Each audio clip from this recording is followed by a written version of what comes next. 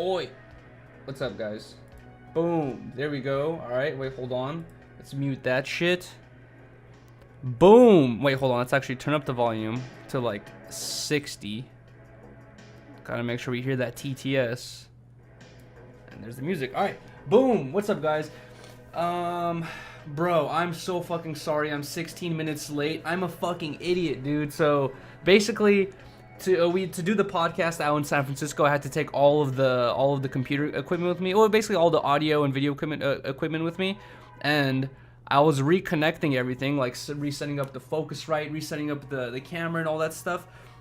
And I was trying to go live like early. I was trying to fucking like go on Streamlabs and like test out my mic, and I can see the mic working on the Focusrite, but it wasn't going into Streamlabs. And I'm like, bro, what the fuck is going on? And I literally uninstalled, reinstalled Focusrite twice.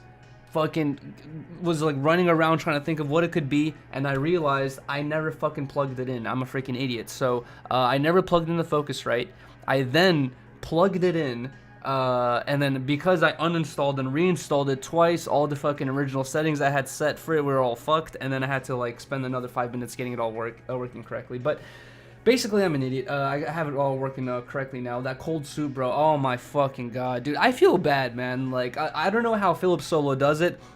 I feel bad going around to restaurants and like and letting people know like this is the name of this restaurant and they're fucking trash. You know, I don't know. Like, I feel bad doing that type of stuff. But dude, you guys don't know the name of that restaurant. That restaurant was bad, bro. But also, you have to remember, San Francisco is fucking insane with this COVID shit. Like, they take it too seriously, I feel like, and they like are extremely fucking understaffed everywhere. There was like one employee at every single establishment we went to, and that establishment was open at midnight. Had like a bunch of customers, every seat was taken, and they had one poor waitress fucking running around doing everything. So I'm not surprised I got a cold soup. How the hell? What is that letter you wrote there? What the fuck? Something again? Shout out to you guys. What's up, Ethan Patine? Thank you so much. 250 the 8 ball, bro. Is that really how much an 8 ball costs? I'm really not sure. Are you gay now? Yes. No, I'm kidding. Pay the barber. $250 the 8 ball. Wrench. Dropped a bag $2 through super chat. Stop orange abuse. Tangerine. Facts. Stop orange abuse. Thank you so much for that $2 donation. Stop orange abuse. You gotta love them. You gotta love them, right? Too many people just fucking eat oranges. You gotta fucking caress them bitches. You gotta pet them. You know, I don't know, dress them up in a sexy thong or something. Oranges need to be loved. Shout out to J.O. Facts. Shout out to fucking J.O., man. Wait, Riley's in here? Will you get it, please? Wait, get what?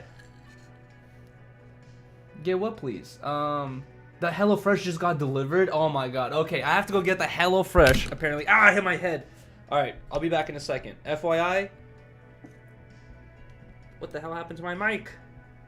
Aw, man. This mic is all fucked up again. Whatever, I'll try to fix it later. Alright, I have to go get the HelloFresh. I'll be back. BRB. Wait.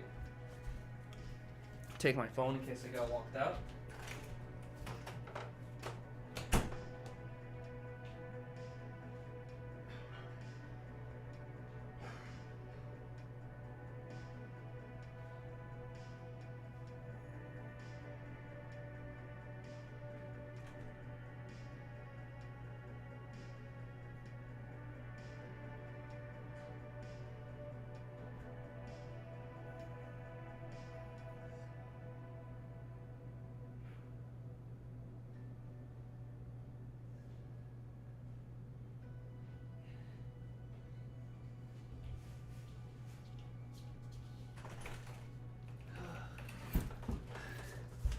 This shit is heavy. Food is supposed to be in there. That box is fucking hot to the touch. I'm not sure how long it's been sitting out there, but that box is fucking damn near boiling. Should we open it up and see what's inside? What's inside a HelloFresh box? No sponsor. This is Riley trying to she wants to try out HelloFresh. I told her I don't really like the idea. To me, honestly, guys, hold on. I'm fucking tired from carrying that thing. To me, honestly, guys, if you go to the grocery store, food's a certain price, right? If you go through HelloFresh or any other company to get to the grocery store, you're adding a middleman, right? They're gonna fucking present the statistics and the numbers in a way where it seems like you're saving money, but realistically, you're adding a middleman to you in the grocery store. How could it be cheaper or more convenient, you know? That's what I'm saying, not a sponsor. I don't like the idea of it. Riley wants to try it out, so let's see.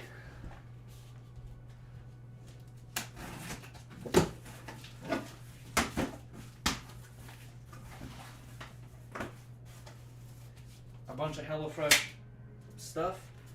Oh, it's wet. All these papers are wet. Ooh. All right. Ooh, shit. What do we have in here? Oh, it's an ice pack? Recycle me. Okay, they gave us an ice pack, boys. We have an ice pack. Wait, should we bring the box over here? I don't know why. I don't know why I did it all the way over here. I don't want to accidentally leak our address. Well, let's.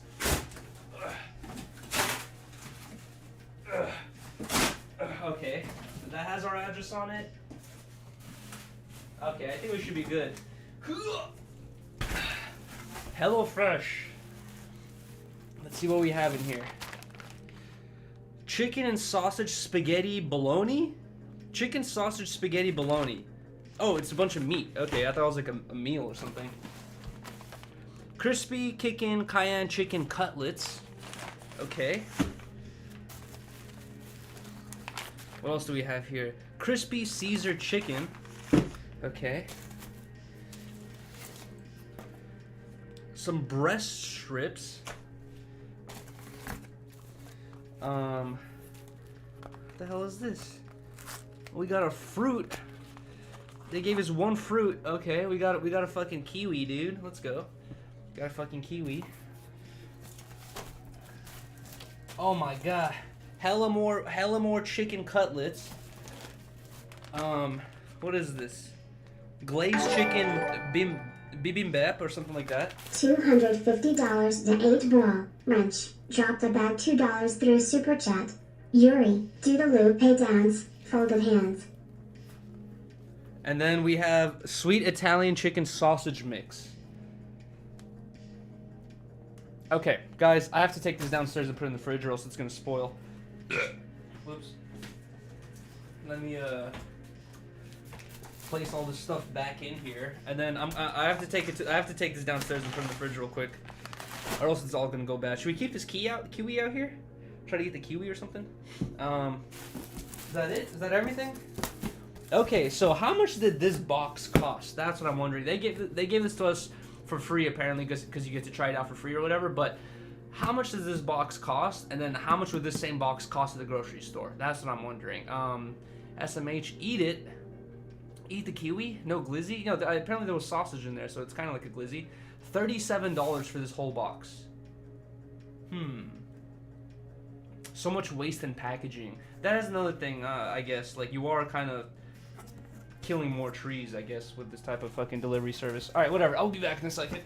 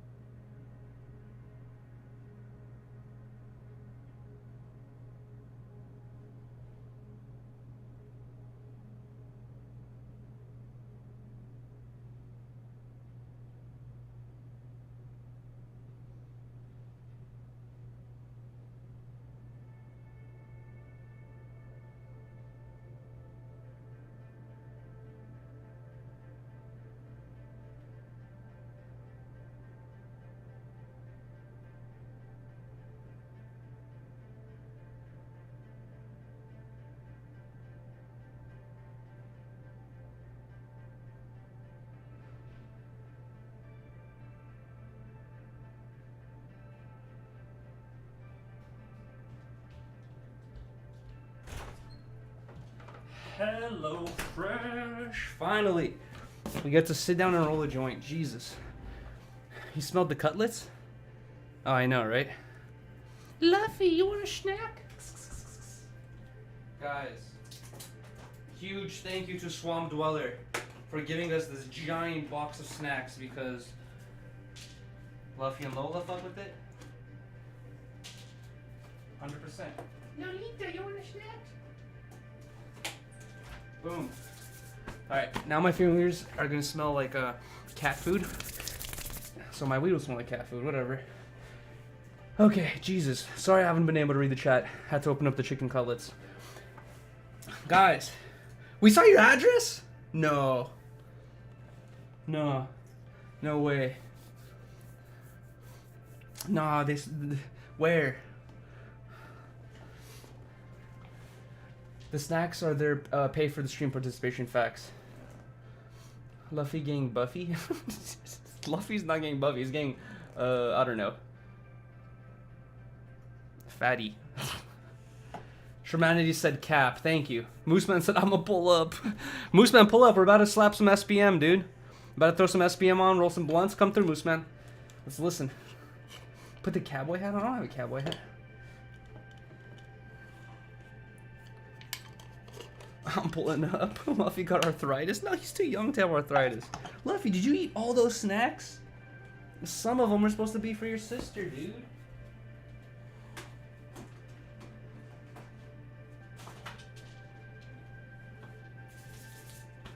Wait, now I have to rinse my fingers.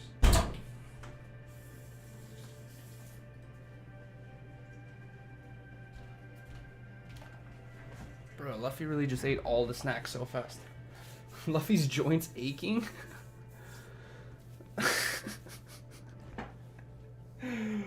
Oh, fuck.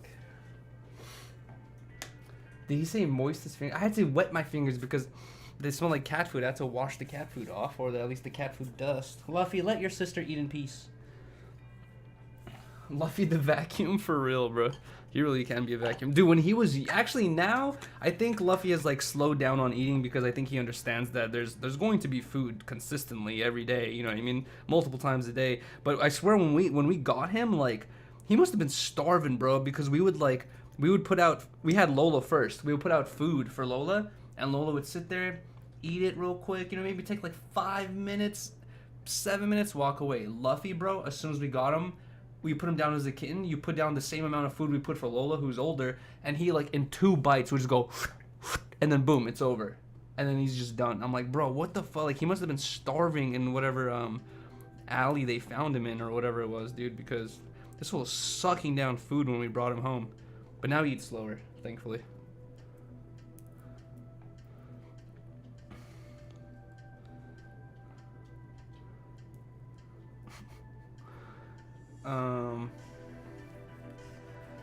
Damn, I've completely reignited the SPM fucking conversation.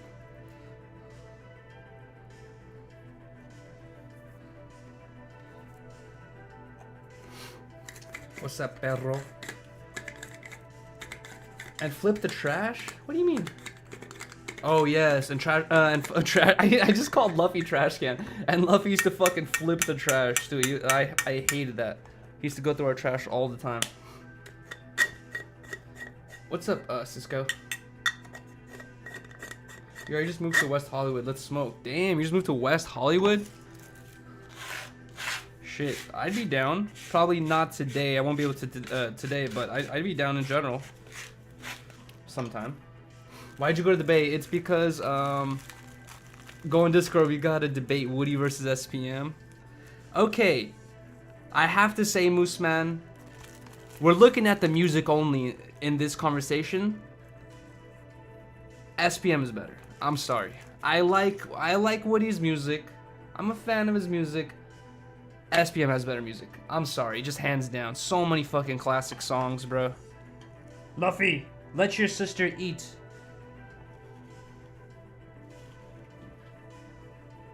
He thought I was gonna give him more food. You got an Ass Pizza collab? No, I think a lot of people forgot about this, but Ass Pizza did this thing where for 24 hours you could pay, I forgot how much it was, like $70 or $100, and you could write a message in a certain amount of characters, and he would like stitch it onto your shirt for you, and you could do whatever word you wanted. So I was like, fuck it, let me do Harmonious, man. Luffy's definitely chubs. Luffy pressing Lola? Yeah, dude, don't press your sister, man. She's older than you. Damn, Luffy pressing the older sibling.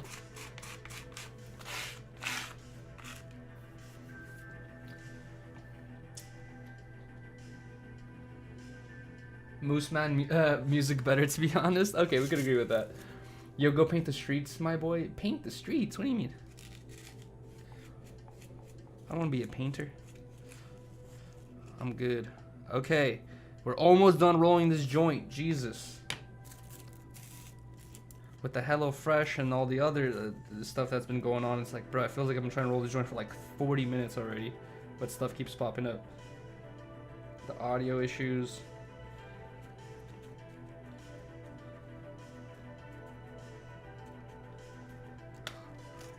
Boom. Okay. Not spons? Wait, what? What are you saying? Not sponsored, but should be? What, from HelloFresh? If we get a HelloFresh sponsorship, in that case, okay, I'm down. If they're gonna give us all that food for free every month, and maybe some money on top of it to talk about it, dude, HelloFresh is the best thing in the world, guys. But until then, I'm very, very iffy. Like, I'm telling you, it's like, guys, it's a constant thing in the world right now where companies like will rearrange numbers and try to make it seem like things make sense, but they make sense in a very specific situation. You know what I mean? Like, if you're this type of person that spends this type of money and is on the phone for this amount of time, then your phone bill will be this much. I mean, we can offer you that. Like, it's like you have to be careful of that type of stuff. And with the HelloFresh thing, it's like I can't believe that there's someone that can go to the grocery store for me, give me all the same items in the grocery store, and it's the same price, if not cheaper. It's going to be more expensive, or the quality is going to be lower, right? It's like there has to be some sort of profit. Like, they have to fill that profit margin somehow. How are they filling it? By getting lower quality cuts, older cuts, near expiration cuts, you know? I don't know. Investigate it on stream. You're not buying in big quantities.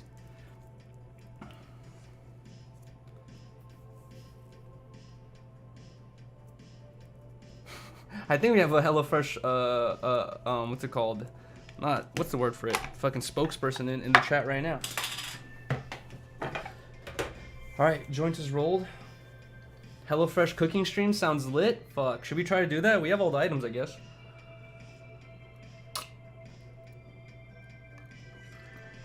What lick? How I licked my joint? Don't... Bruh. That's how you gotta do it, man. I am HelloFresh. You gain the perfect amount for the recipes. I always wondered how it works. Bro, babe, I'm telling you. Wait, did I roll the joint already? Yes, why am I making another filter? Babe, I'm telling you, in like 3 or 4 years, Patrick CC is gonna make a video titled "How HelloFresh Took Over the World and Lied to Everyone," or, you know, I'm just expecting one of those YouTube videos. How HelloFresh put worms in all of your butts. You know, I don't know, like some weird YouTube title is gonna come out about HelloFresh very soon. I feel like. How HelloFresh fucking takes advantage of their workers. I don't know. Patrick is gonna make a video. Yuri chill. Okay, this is just me like being like like I always do. When things are too good to be true, 99.9% of the time it is too good to be true. You know what I mean? How HelloFresh escaped Disney.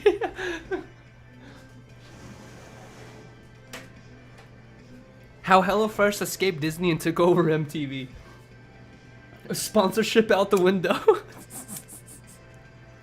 God damn it. I will take my words back. I think it's a better sponsorship if you fucking switch the opinion of a shit talker. You know what I mean? Like, if you just find some regular old fucking bozo and you're like, here's $400, talk about HelloFresh, okay. But if you find some dude who fucking talks shit about HelloFresh and you're like, dude, please try it out and give us your honest opinion, here's a month free. And then if he comes back to you saying, bro, that shit was fire, boom, that's like the best advertisement ever. You just changed a naysayer. Mooseman dropped about $2.69. Cooking stream where viewers cook a meal on Discord and you and Riley are the judges. Would be dope. That's a good idea. Thank you so much, Mooseman, for the $2.69. That's a good idea. What's his name? That's gonna be me stealing fucking Hyphonics' stream ideas again, because Hyphonics used to do the Hell's Kitchen streams. He used to do something exactly like that.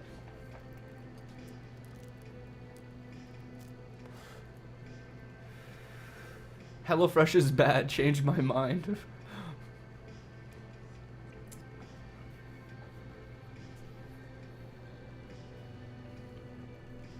Glass meal prep containers save me a hella money every month.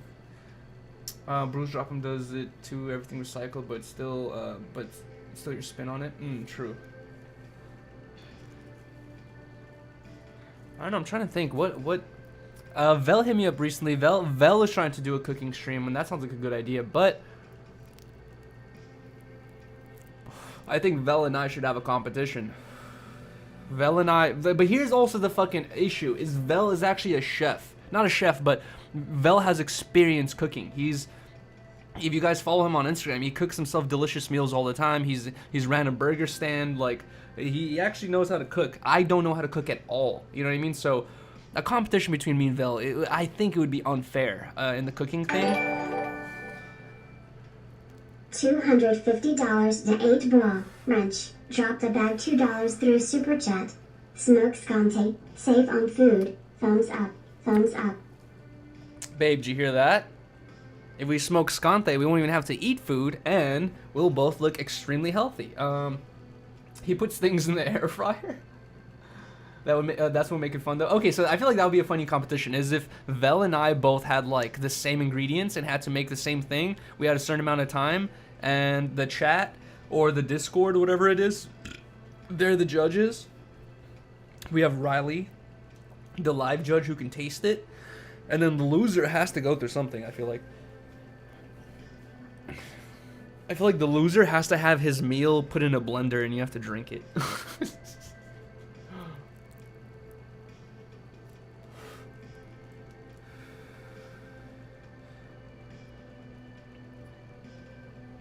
Start tweaking to save. Start tweaking to save money.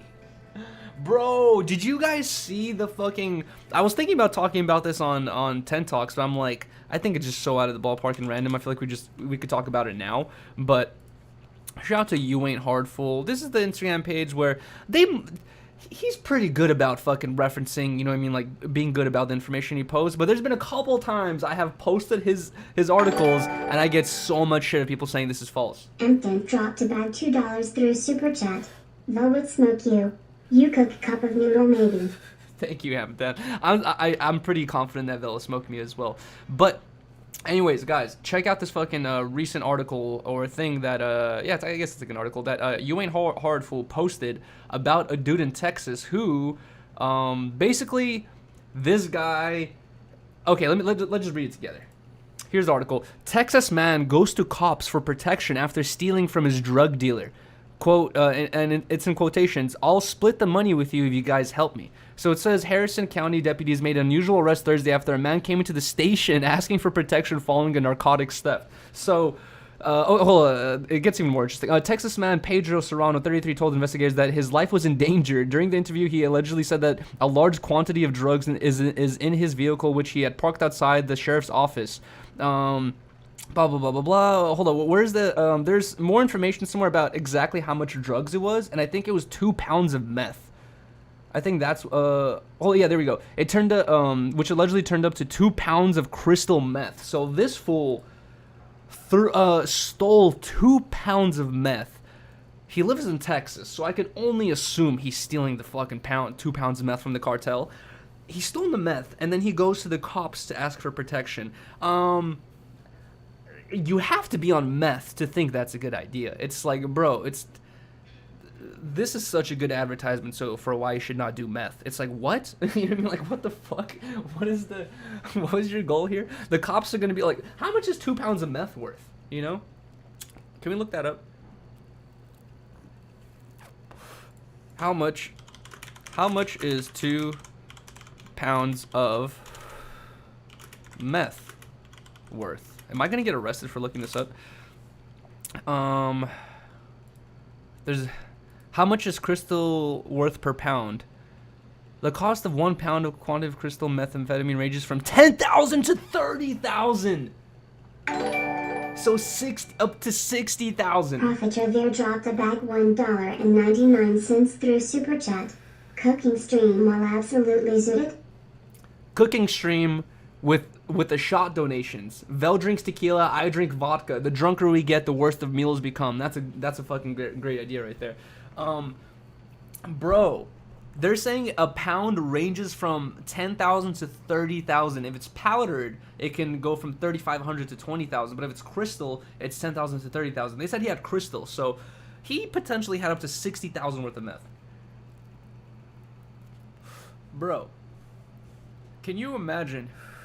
He's gonna get got. Like, him being in prison is so much worse for him. Like, if he had just stole this meth and fucking moved to fucking Alaska or Russia or, like, I don't know, just not Russia probably, but moved somewhere else far away from where he was and just fucking made that meth last as long as he could stay alive, I guess. But bro, going to jail, like, they're gonna get you, man.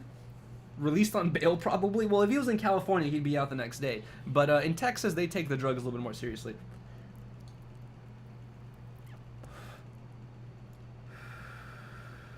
Bro, caught charges, exposed himself to whoever he stole from. That's what I'm saying. Like, he just caught 2 giant L's. It's like, I don't know, I can't. 03 Greedo is in jail in Texas for like 20 years over it was like narcotics. I don't know how much he had. I don't think it was 2 pounds of meth, bro. I don't know how much time 2 pounds of meth will get you in Texas. He's probably gonna be in jail for the rest of his life, but he's probably gonna be killed in jail by the fucking cartel, bro. Most likely.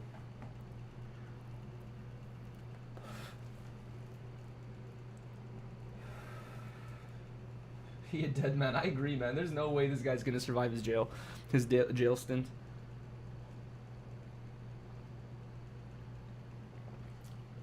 What about SF changed me? Well, you know, I have this funny little lift.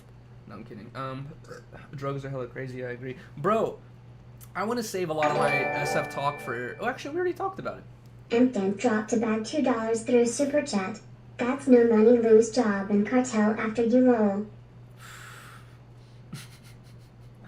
Oh, dude, thank you so much, M. Yeah, dude, that guy's in the worst fucking predicament possible, man. Dude, who in here would want to switch places with him? Like, bro, you'd have to be in a really tough spot to want to switch places with this guy. Like, that's crazy. You gotta open up Yuri's Carnitas? Nah, I don't want to compete with Yuri's Taqueria. Yuri's Taqueria was fire.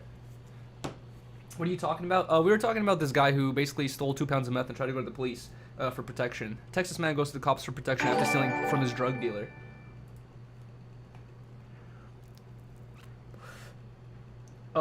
Thank you so much, Bradley Curry, for the $2. Said free 03. 100% agree. What else was I gonna say? Are you Mexican? No, but I was in a Mexican foster home for like a year. Or a Hispanic foster home. No, he meant to open up your booty. Holy what? Anyways, guys, what else was I gonna say about SF? Dude, Riley's and ours original idea was to spend a full day in San Francisco on Sunday, but like I said, Saturday got way too lit, and Sunday I basically woke up at about noon. And then it took me until like 2 p.m. to feel slightly not nauseous anymore. And bro, like, basically the whole Sunday was ruined by how much I drank on Saturday. And someone was saying in the chat earlier, take a shot. No, I do not feel like taking a shot at all, bro. I have a feeling that I might just go this whole week without drinking, because Saturday was that brutal. You know, it wasn't like super, you know, I wasn't extremely fucking hungover, like where I'm just vomiting the whole day. I was vomiting a lot, but it just, the headache, bro. The headache was so intense.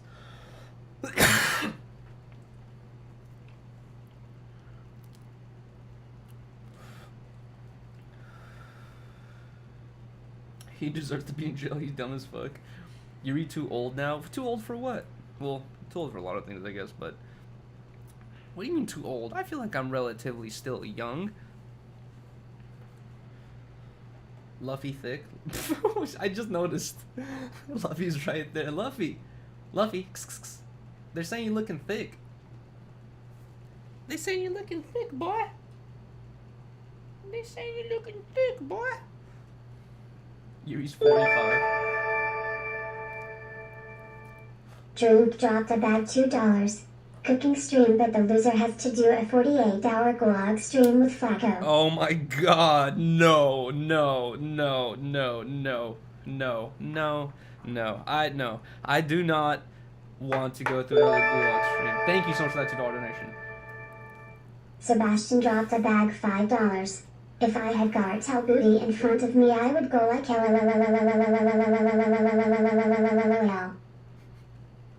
Thank you, Sebastian. No, bro, I don't want to risk losing, man. I am down to do the cooking stream with Vel, but I do not want to do another gulag stream, not yet. $250 to 8 ball. Wrench dropped a bag $2 through super chat. Chuck's spirit is in the room. Bro, what? La la la la la la la la. Okay, let's see. Another interesting article from You Ain't Hardful. Scientist says zombie pills that could let humans live for 200 years can be on the market in 10 years. Guys, we have a chance to not die. The British computational biologist recently wrote a book on longevity and how long humans can live for. He claims that new advances in the field of senolytics, well, I don't know what the hell that is, drugs that target the destruction of the cells that degrade tissue function that could be crucial to human potentially hitting the double century mark. Blah, blah, blah. Okay, so I don't know. It doesn't sound like this is proven yet. It just sounds like theoretical.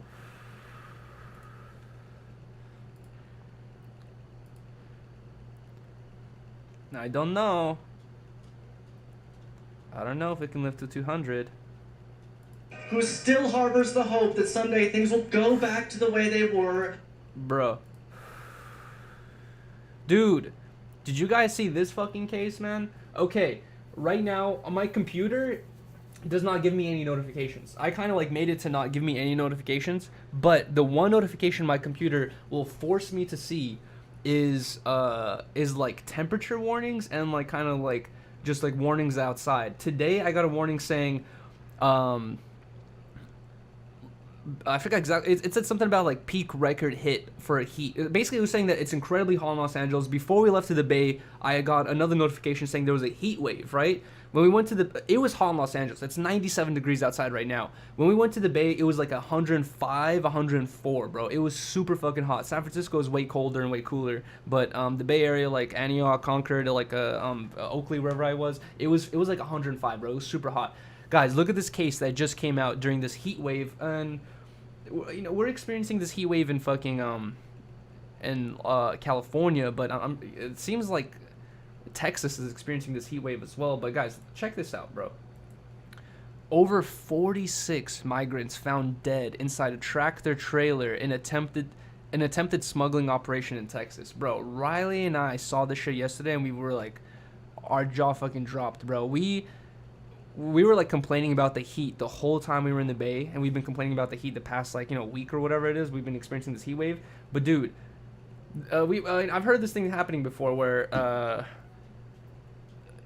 people who are like illegally trying to enter the states, they'll sometimes go inside like a truck or whatever and like hide for someone will tell them like, hey, you have to be in here for 5 hours and like don't make up, and your kind of goal is to be as quiet as possible so no one knows you're there, and you kind of have to be there quiet as fuck, don't make a peep until the thing opens, bro. 46 people in here were in this fucking trailer, and it says over 46 migrants found dead. Over 46, bro. So 100%. Riley and I read through this yesterday, and it was they all experienced heat stroke, bro. They're all in this fucking truck, and it was just getting too fucking hot for them, and it got to this point where I guess they just at some point they discovered that they all had passed away, bro. Holy fucking shit, man. Dude, that's fucking insane, man. Rest in peace and fucking prayers to the fucking family. I can't imagine, dude. Like you're trying to get to, you're so desperate to try like and make a better life for yourselves that you're willing to take a risk like that, man. That's fucking insane. I had something to say about this. I forgot what it was. Also in like the thing that we read, it said like the police were saying that the people were like hot to the touch as they were trying to like recover their bodies. They said that they were literally like hot to the fucking touch, which is, bruh. Holy fucking fuck, man. Oh, yeah, what I was going to say is, sorry, Luffy, you want to go? Or you want more snacks? Oh wait, what I was gonna say is I used to work installing refrigerators and appliances and stuff like that, and we didn't have an 18-wheeler, but we had a pretty big truck that kind of looks like what's in this image right here. You know, it wasn't an 18-wheeler, but it was like a tall truck where it had a lift on it, and you had to push refrigerators and giant appliances in there. It was a pretty big truck, bro. Whenever I worked with my dad, and it was like a hot ass day, and I would have to go in the back of that truck, it was like a fucking oven, bro. Like there's no air circulation, there's no air conditioner, there's no open windows. It's just completely a metal box, bro. I remember every time I would have to like be back there for longer than a couple minutes, like taking out a refrigerator or whatever I had to do in there. It would always be kind of like brutal. I'd be like, bro, it's so fucking hot in there, man. So I can't even imagine how hot it was in this fucking thing with 46 people back there, and it was in Texas, where Texas is just known for being fucking hot. Holy shit, man. No shots, I'm leaving? No, dude, I can't. I really do not feel like taking shots at all. I like the energy that, you know, shots will give me. I'll feel a little bit more energetic, I feel like, but I feel way too sick, bro. On God, it's like being in a U-Haul for a couple minutes sucks, dude. Moose man, yeah, you know what I'm talking about, man. Like the back of that little box area is just, it's like it fucking doubles the heat or triples the heat. It's insane. Wait, hold on. What's up, Bonita? Did you get any snacks at all?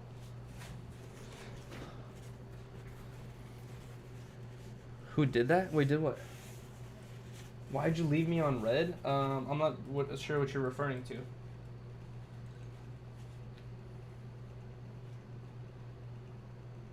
Let's start a real argument, though. Even though it was for a better life, they were breaking the law trying to circumvent the system for personal gain. No.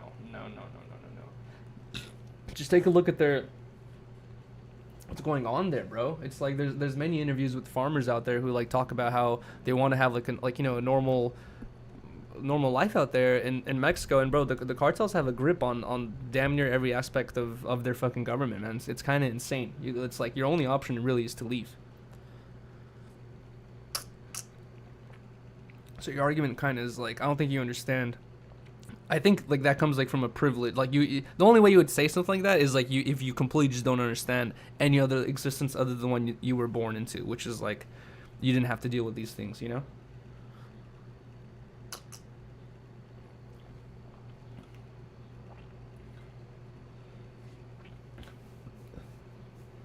It's out of control right now down there, dude. Full bingo. I used to I forgot his name. There's a YouTuber called like Shadow, something like that. He like makes videos about the cartels, and I think he lives in Mexico. Bro, I was watching his videos for a minute, and I had to stop watching. It was just like I was like realizing like, dude, this isn't.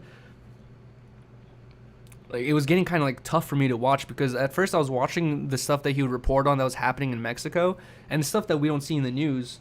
And I'm just like, bro, like some of the stuff I'm looking at, I'm like, wow, like this is insane. And then you see the next couple months, this is happening like every day, every week. And then you quickly realize like, bro, like this is just like an everyday occurrence out there. Like this is like just normal existence. And it was kind of getting tough to just continue consuming that content. Like at first I was thinking like this is a one-off thing. And then I quickly started realizing like, bro, no, this is their whole existence out there. That dude's still making videos, yeah. But he's kind of like, I've been seeing a lot of people talk about how Shadow might potentially have like a drug problem, and he might be lying about a lot of stuff he said. I don't know. I've seen a lot of controversy unfold around that dude, and he's also on his like third channel. Why does he keep switching channels?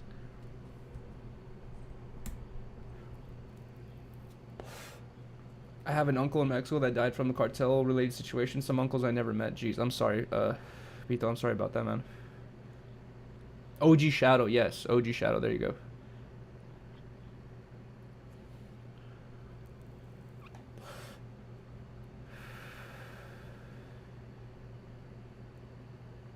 I watched some guy that covers cartel shit, but he lives in England, so he good. Jeez. There is actually I forgot his name. There is like a journalist. I think it is like some UK journalist who actually has traveled to Mexico to like cover a lot of the shit that goes on out there. And bro, he puts himself into some fucking sketchy ass situations.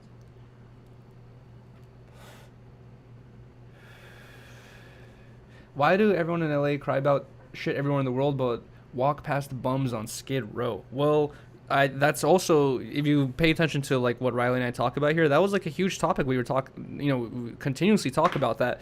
And what's interesting is, if you guys have been keeping up with Ryan on YouTube, I forgot, Ryan Taylor or some shit like that. He's been doing this video where he's trying to give 1 penny to Mr. Beast within a month. Ryan Trahan. And basically this whole video series that he's been making is like all to raise money for feeding America. So 1 penny equals like 1 meal. And apparently this dude, after we watched this most recent video, apparently he has raised over 11 million videos. Riley and I looked up today how many homeless people are in America. Apparently there's 500,000 homeless people in America. So 11 million meals, bro. That's like a couple of days of basically feeding all the homeless people in America. That's pretty good. That's insane.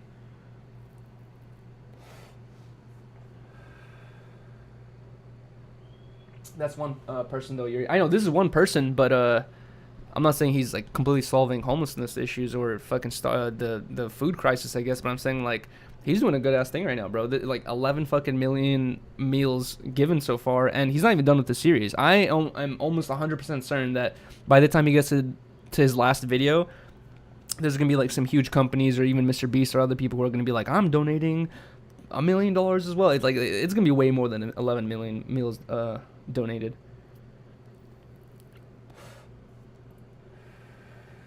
There you go. He's not just feeding the homeless, he's feeding millions of people who can't afford their food, which is, yeah, that's another thing as well.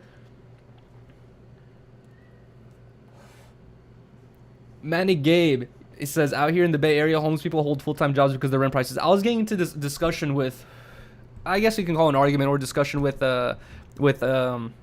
I'm not sure if you guys remember. Well, I was telling Flacco this. I'm like, dude, like, I don't think you understand how bad the housing market is and how bad prices are, because I was telling him how there's literally documentaries about this on YouTube, how there's tons of people in San Francisco who hold really good jobs, really good careers, but they can't afford a place to live in their own city, so they have to live in their RVs or whatnot or whatever. And he was just telling me like, oh man, they're bums or the homeless people. I'm like, bro, like they're not. They're really like actually like hardworking people, but they just cannot afford to live in their city, which is like that's a constant thing for a lot of people, I feel like.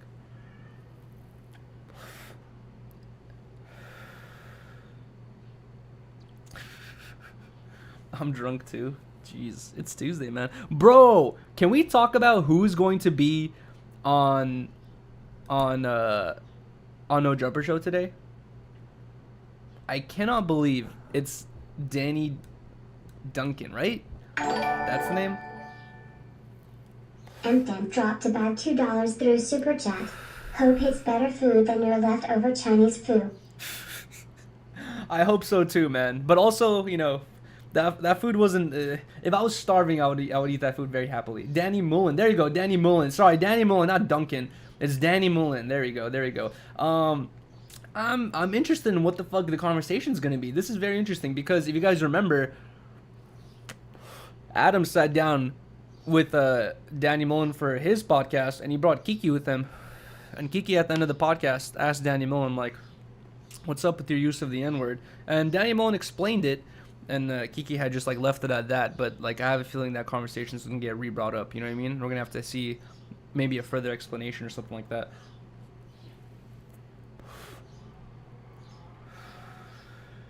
Danny Duncan would be better.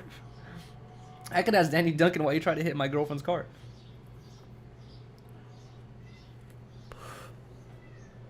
Oh my god, bro. I'm not even sure if AD knows. I hope AD like kind of like watched some of Danny Mullen's videos, because he's done some crazy fucking videos. I had no idea who he was until actually no, I did know who he was a long ass time ago. I forgot what he was doing though. I found his videos back in the day in like 2018, 2019. I remember I used to watch him, and then I fucking like stopped watching them. I forgot what content I was consuming back in the day, but then I remember Adam interviewed him, and I was like, oh shit, I used to watch this dude. And then I remember like I restarted diving into his YouTube channel, and I saw he had recently done spending 24 hours in Compton, which There's a lot of dude. That video is just crazy, man. He's done a bunch of fucking crazy videos. Honestly, one of the videos that I thought was really entertaining that he did, to be honest, is when he went to Vegas and he did the Edward 40 hands, where he had two 40s duct taped to his hands and he had to spend the whole day until he finished both beers. That was pretty fucking entertaining to see him struggle through that. I don't think I could do that stream, bro. People have told me to do the Edward 40 hand streams, but to consume 80 ounces of beer, dude, I'm gonna get sick. 100%. Meditate on weed and bring back comedians. What, you think comedians aren't the same as they used to be or something? Edward 40 hand stream. There you go, the Edward 40 hands.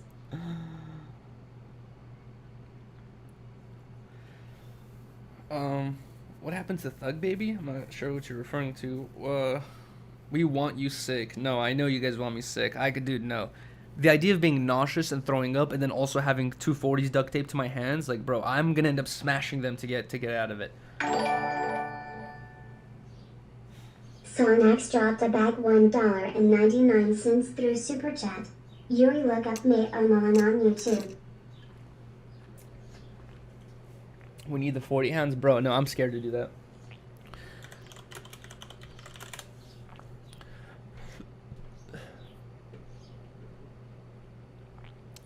Bro, this is a 60-minute video for Danny Mullen blacklisted me, and it says something about real mayonnaise. I can't consume this whole 60-minute video right here. Well, Brandon Buckingham talks about beef with Danny Mullen. Interesting. I didn't know about any of this.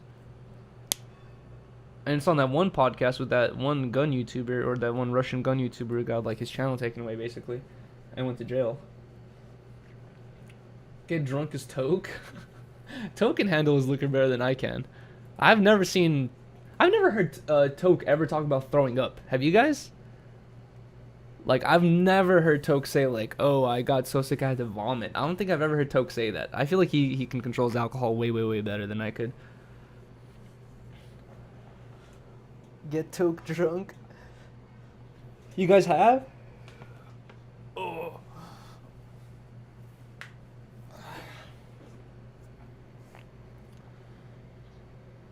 He threw up after the shoey on stream. He didn't do a shoey. Wait, after watching me do a shoey? Wait, did he do a shoey? I don't remember. I don't remember. We need Brandon Buckingham on No Jumper. I don't know anything about Brandon Buckingham. I have seen those messages, but I don't know anything about him, man. I saw he might be fighting someone. Brandon Buckingham. It's like one of the first things that pop up when you search Brandon. He did a shoey. Oh, wow. Eating bugs with Thai escort featuring Zillakami? This was his most recent video?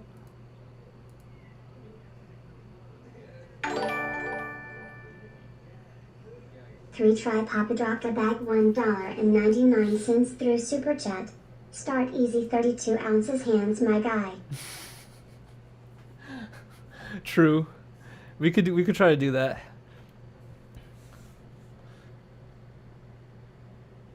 Bruh. Takaten, you know, takaten. Yeah, she's putting them back. Takaten. Oh my god. Is it My spicy? hands are so sweaty immediately. I swear to God, bro. Maggot. Takaten. That's a maggot. Maggot. You are so gross. You're so gross. Okay.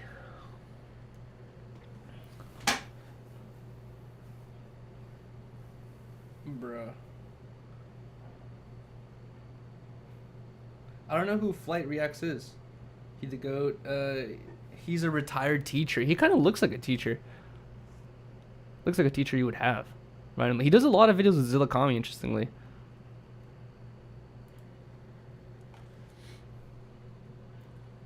Perks with the Thai prostitute. Is that real? He did this? Bruh, what the fuck? That's insane.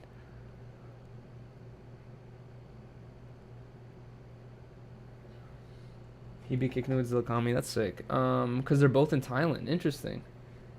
You don't know Flight? Bro. I don't. I'm sorry. What the fuck is flight? Should we? We're learning a lot of stuff on stream today. Okay, so what was it? What do I have to type in? Flight. What? What was going on in SF?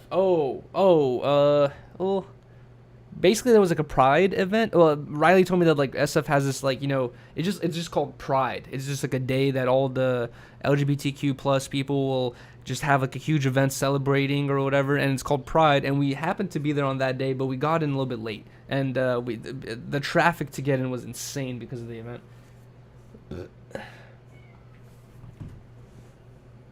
Flight reacts. Okay, hold on. Let's see this.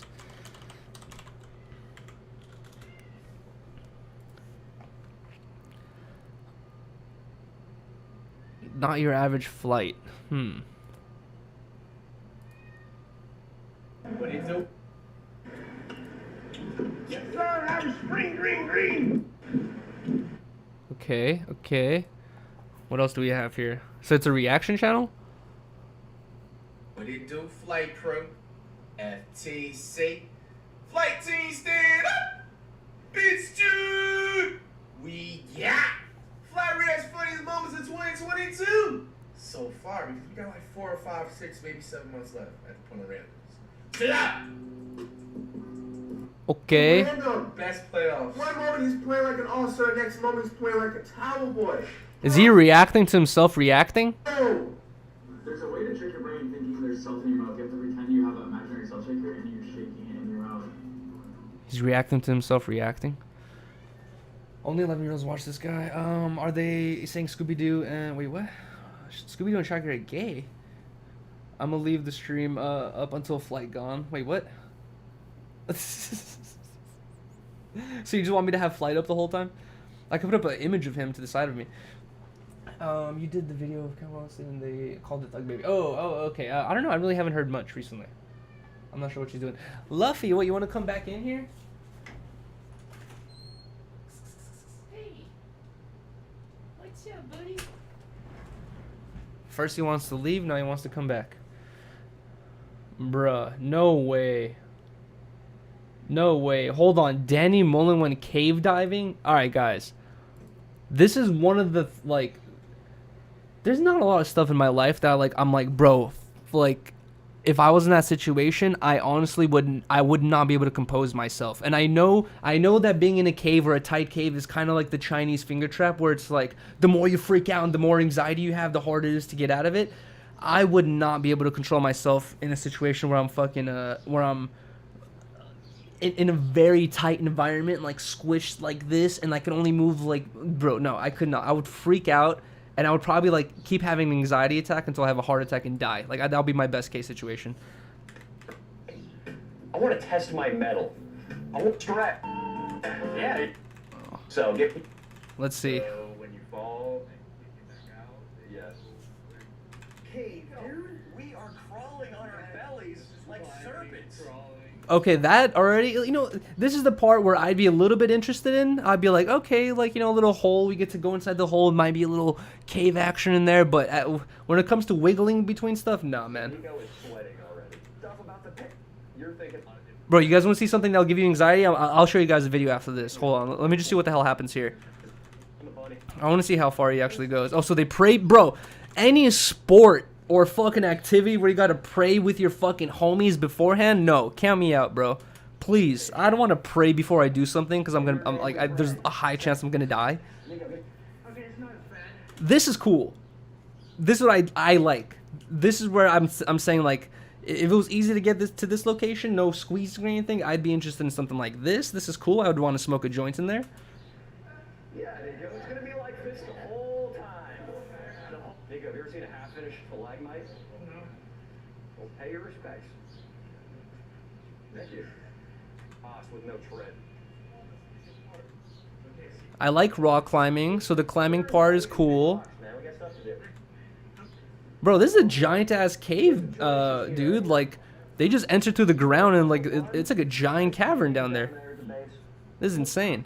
And bro, look at that. Like the fucking rock is like not even just like wedged in there. The rock is like kind of fucking fused with I don't know, the surroundings. Like, look at that. The rock is like kind of like fucking welded itself to the other rocks around it.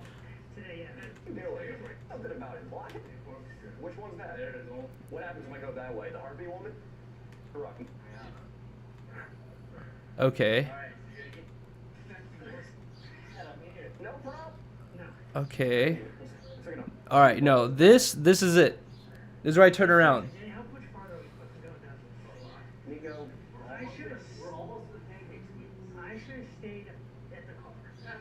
Oh hell no. And what's even worse is you can't just be like, guys, I'll wait for you right here, because then you're just stuck in the middle of this dark ass cave by yourself. Fuck.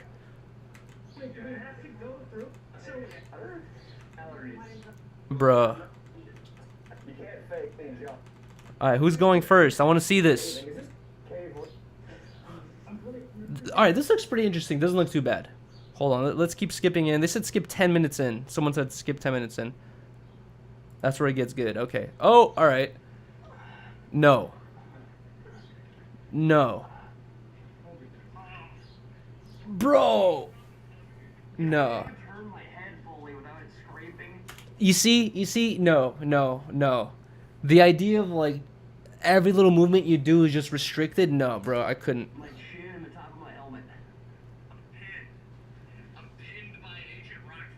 How is he still able to make, bro? You see, this is where no, Danny is a different person completely, like mentally. Where if I was stuck in, like, who here could do something like this? Be stuck and be like, my chin and my head are cramped against these rocks. I'm not sure what to do. Like, who the fuck in here could make these jokes while being stuck? I would freak out, bro. I could not handle that. Shout out to Swamp Door for joining the stream. Thank you so much, man. Bro, no. Kill me and leave my body in there, covered in cement. Throw some flowers. Hell no.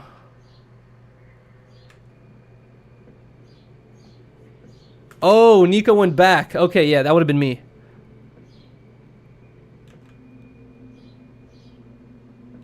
Bro. Oh, okay. I thought you died, dude. I literally thought like Hell nah. Hell nah.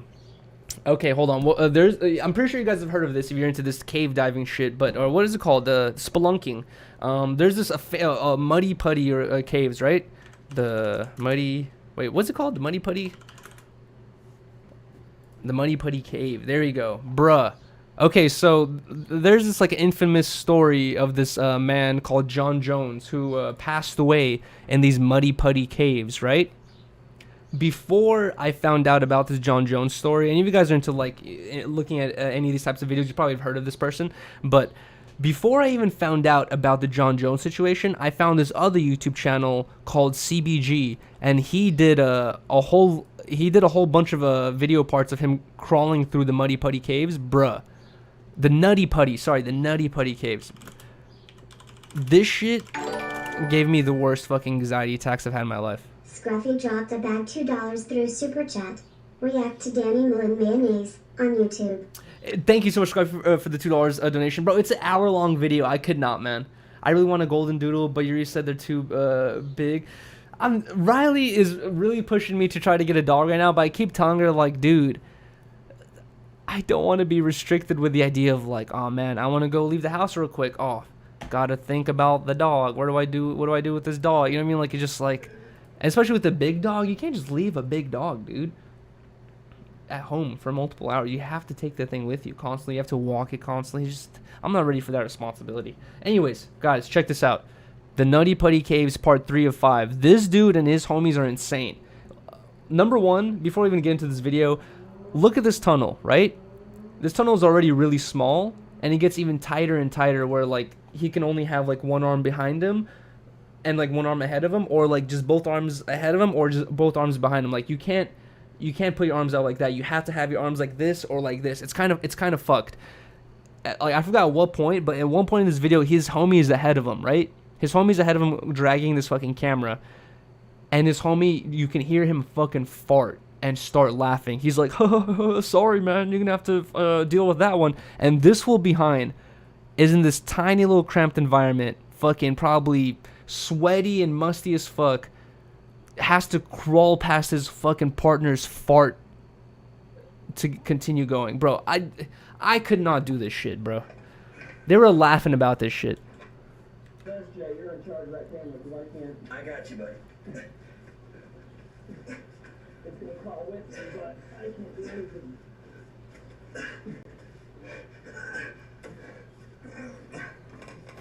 That's a fade for real. Bro, look at this. Hell no, man. Hell no. It's a tunnel that's like barely big enough for you, and you're squeezing through it, and it's way under the earth. If there's an earthquake and that tunnel like cracks a little bit, that's it. You cannot exit. And for someone to get to you, I have no idea what you would have to do.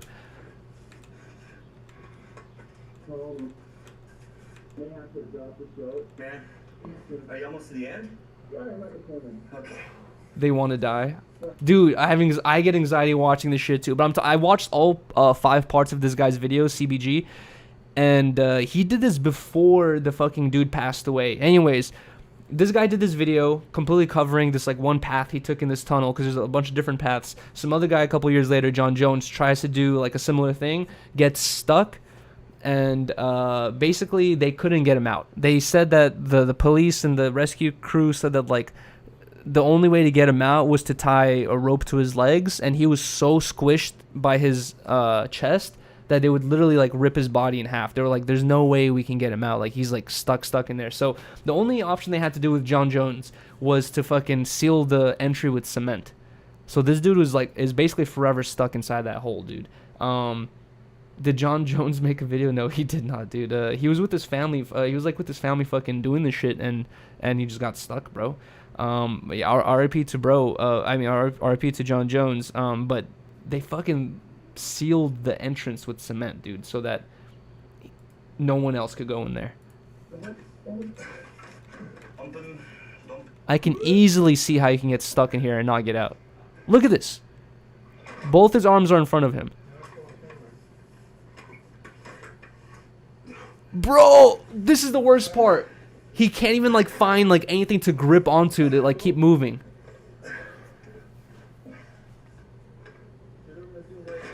Bro. Okay. Go ahead and pull it all the way and I'll crawl all the way through. Fuck no. Oh, okay. I will not do this for a $200 dono. I will not do this for a $200,000 dono. There's no way. Even if someone made like some sort of simulation that's like in a warehouse where you for sure cannot die, I wouldn't be able to do it. I would fucking die, dude. Mentally I would freak out. You gotta hump your way through. Bro! Looks like a booty hole. This is what your poop has to do to fucking get out of your asshole, man. This happens when you're constipated. Bro.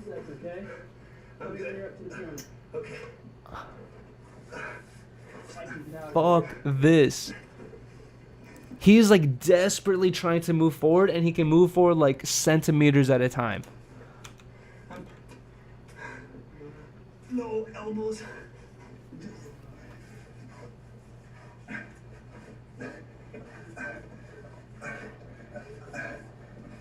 Hell no. Hell no. And look, the hole's getting tighter.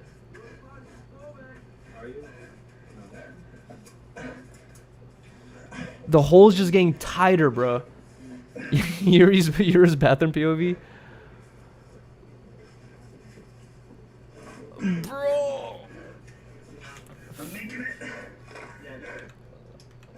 Dude.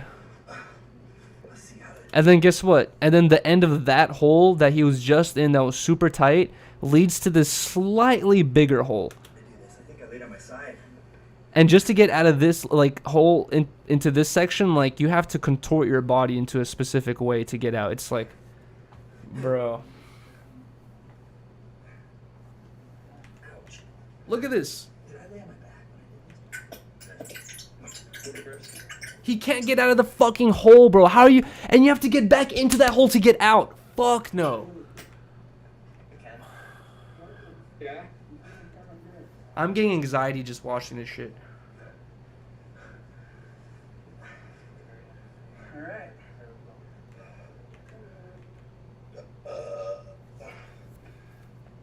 Okay, you're done. Oh, no. Not too much pressure. Just take. Fuck no, dude. Fuck no, dude. I would die, man. I would.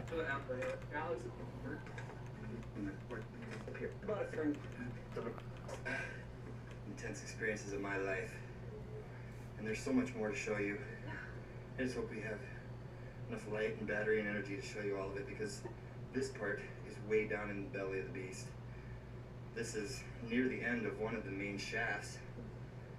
And it just keeps going off of a tangent here.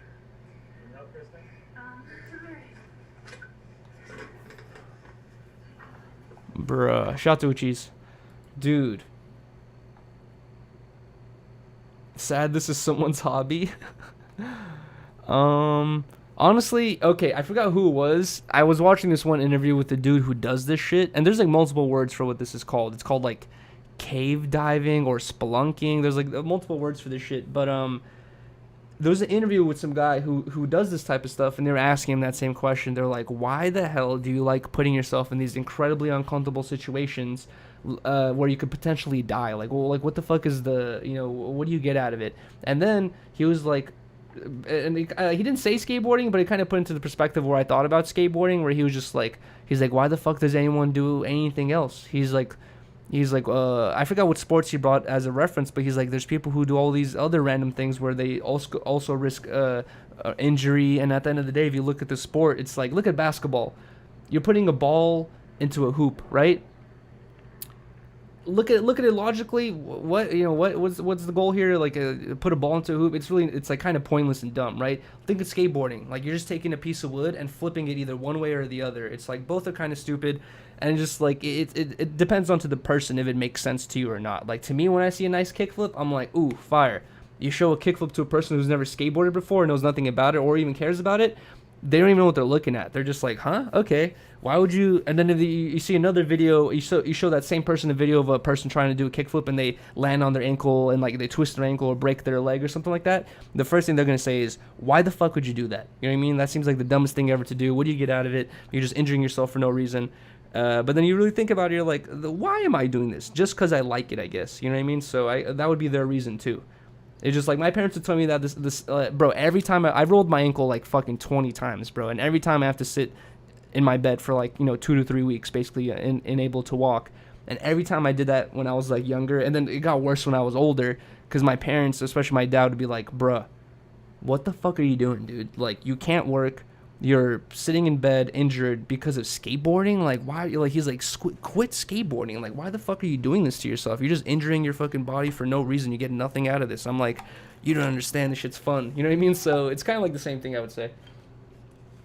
And yeah, I would say it's like an adrenaline junkie type shit, because even though I like skateboarding, I don't think I would ever be actually willing to go skydiving. You can say that to heroin users. Fuck. I guess there's a fine line between heroin use or drug, certain drug use and hobby like skateboarding, because yeah, a hobby like skateboarding can cause injury and you waste money doing it and buying skateboards and all this other shit. I would say fucking something like drugs has a way more negative impact on you, whereas skateboarding actually has multiple positive impacts. You make friends, you can get exercise, fucking you learn a skill, you get self-fulfillment, you know what I mean? Like, I don't know. I guess you can say heroin does all that stuff too. Fuck, I don't know, man. That's a good question. A nice kickflip will definitely get you health. Shout out to Vitor Hugo in the chat, the fucking Harmonious gang editor. He's working on the Gulag stream right now, and honestly, you know what's funny is I thought this would be an interesting idea, but I didn't even bother telling Vitor to do it, because I was just thinking like, oh man, this sounds like so much fucking work, and it just like, overcomplicating it possibly. But then Vitor was like, bro. He's like, I'm making the edit right now, but he's like, I'm syncing up Vel's streams, Potlord streams, like everyone who's streaming on the outside during your Gulag thing. He's like, I'm syncing up your streams so people could see what was going on the outside/inside. I'm like, bro, that's fucking funny. That's gonna be super sick. So I'm super excited for the Gulag edit. Shout out to fucking Vitor. He's been crunching away at it. Hopefully it will be ready soon. No rush though. What happens if it rains? Normalize responsible heroin use. Jesus. WV Tour facts. You know what's crazy is I was just listening to a Joe Rogan interview with Riley on when we were driving back to LA from the Bay, and Joe Rogan had this guy on who had written a book about the history of drug use, of how like old Greeks and old people from like the olden times would use drugs like consistently and daily, like ritually, where it was like a part of the culture for everyone to do it, and like you don't really hear about that anymore. Anyways, this dude wrote a book about it, and in that fucking book, god damn it, I forgot the point I was trying to get to. It was something that someone said in the chat. Now I completely forgot what it was. SF is the Bay. Oh, we're heading from SF to LA. Sorry, did I say the Bay? We're heading from SF to LA. The monkey mushroom theory. It has nothing to do with that. W editor. Keith Richards still kicks away. Wait, what? Hold on. 200 likes equals new puppy? No, really, dude? That's a life-changing event to get a puppy. Oh, yes. I remember why I brought it up. Anyways. God damn it. Now I'm gonna forget again. No comment dropped a bag $2. Shout out Harmonious gang. Grateful for another Harmonious stream. Shout out the mods. Shout out the chat. Praise the all-seeing 777.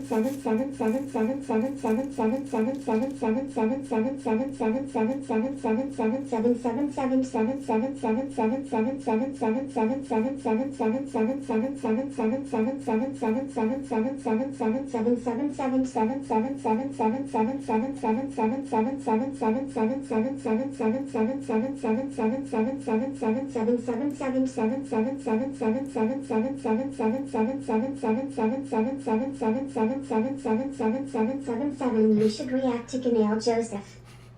Thank you so much. No comment for the $2 donation. You should react to Canelo Joseph. Okay, I'll search that up in a second. But to get back to the point I was making, and basically Joe Rogan had this dude on his podcast talking about the history of drug use, and this dude said one of the oldest fucking cups around, I forgot from what culture it was, but one of the oldest cups around, where basically they would mix wines and shit like that. They found this cup, they tested the chemicals of the cup, and they found fucking like opium in there. I don't think it was weed. They found like opium and like a bunch of other like drugs and shit like that, but opium is one of them. And I was like, bro, that's interesting, because opium is just like, I feel like it's now, I'm not saying it's a good bro, don't look at me right now thinking I'm like fucking trying to justify opium use or heroin use here, but my whole life, every time I think of heroin, I think of fucking heroin addicts and needles and all that stuff. But if you look into the history of opium, it's like, bro, people have been using that shit for fucking ever. You know what I mean? Like, it's like, I feel like just as old as fucking weed, bro, if not older. I don't know. Would you go get an opium den? What the fuck is an opium den? Has anyone ever drowned? Wait, has anyone drowned? Wait, what? What's up, Yuri? What's up, Nate? Thank you so much for joining the stream, dude. They used to have opium wine in Roman times. Yeah, exactly, bro, Hentai. That's kind of like what the dude is like writing about, is how they had all types of different wines. They had wines mixed with weed and CBD and like a bunch of shit. Oh my gosh.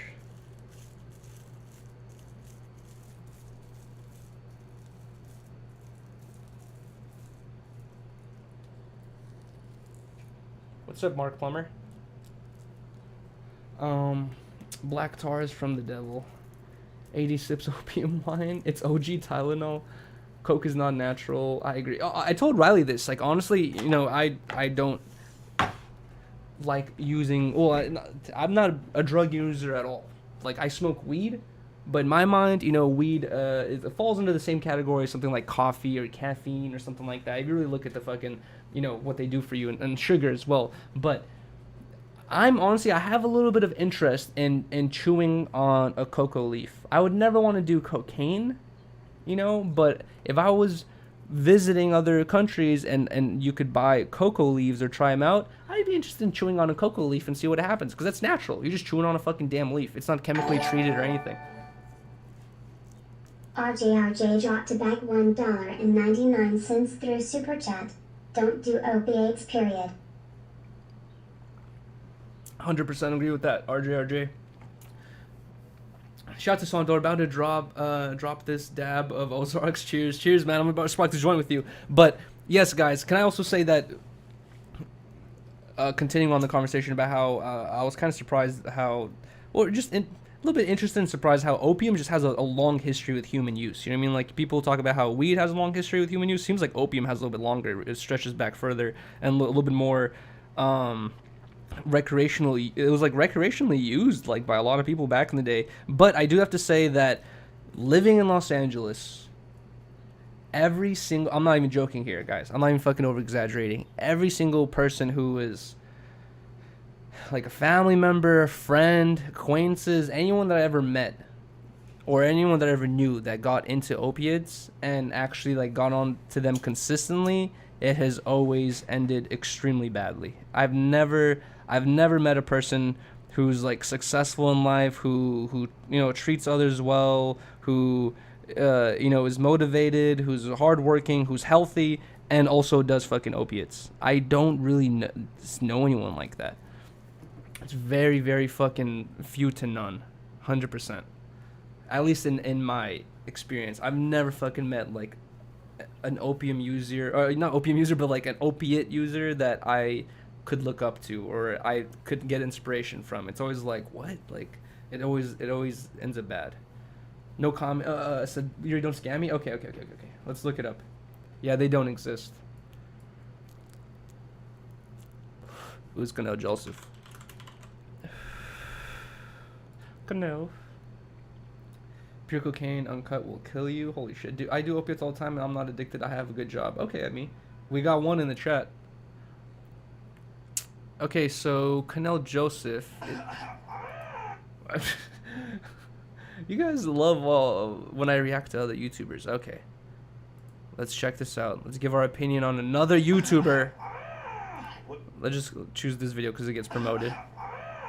What is up, everybody? We're back with another video. As you can tell from the thumbnail and the title, we're going to be cooking at Home Depots or at Lowe's. You guys are probably wondering why I'm cooking there. As you guys know, I'm traveling and I've been eating out. I've been eating a lot of fast food and my stomach's not where it needs to be at the point. So I thought, and I was like, why not cook a breakfast? I'm really good at cooking. I am really good at cooking, except for the. I've never really seen this idea. That one time I thought I was Salt Bae.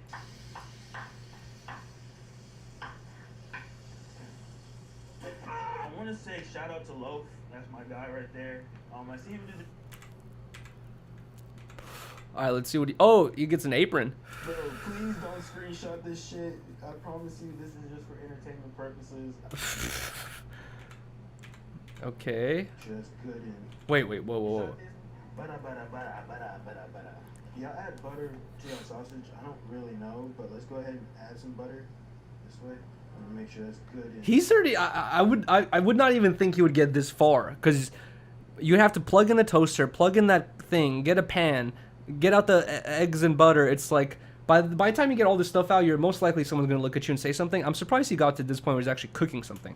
Sauteed and buttery. He doesn't like buttery sausage. By the way, if any of you guys want me to make that breakfast, let me know. Because as you can tell, bro, I'm a chef, and this is just not for show. Short Gordon Ramsay, I'm coming. Bro, what if he sets off the sprinklers in there? That would be so hilarious. Yes, sir. Man, you guys want some? Oh, I'm cooking breakfast. What do you mean? Oh, I'm Chef Linguini, like Chef Gordon Ramsay's rival.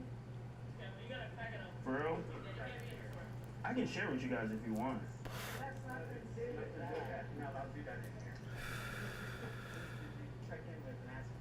Remy approved it.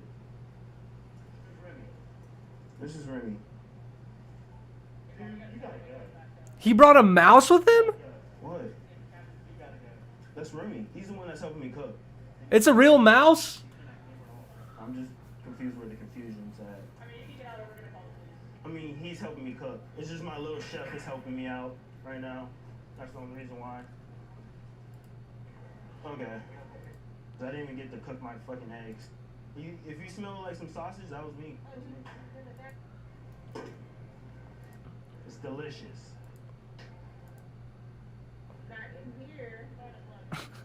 What kind of charge is it? And like, if they do call the cops and they're like, hey, cops, someone's cooking food here.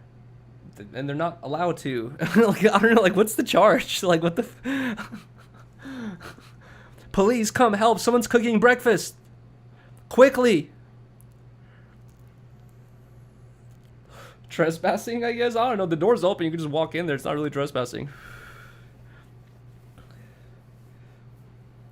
I guess trespassing, but depending on where he filmed that video, bro, no one cares about trespassing in Los Angeles right now, bro. If you look at what people are getting in trouble for, dude, I said this before. When I was doing the climbing videos, when I was climbing on buildings, my biggest fear, and you know what's funny is I would specifically do those climbing videos on fucking on Thursdays, or no, what days would I do? I would either do the video on the climbing videos on Sundays or in the middle of the week. I never did the videos on Thursdays or Fridays because I always thought, bro, if I get arrested for trespassing, I don't want to be in jail all weekend. I want to go to jail and then, you know, they'll let me out the next day or whatever it is, right, with a ticket or whatever it was.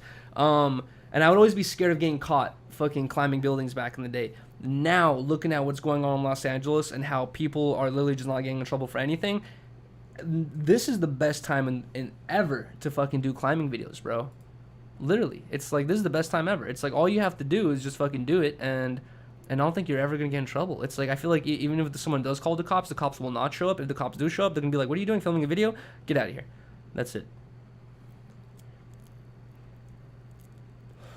You would violate the orange jury? Shut up, bro. No. Okay, there's 2 videos. I'm like, every day I wake up in the morning, every day I'm like, I hope this video drops, or if this video didn't drop, I hope this other video drops. First video that I'm like, this is terrible advice here.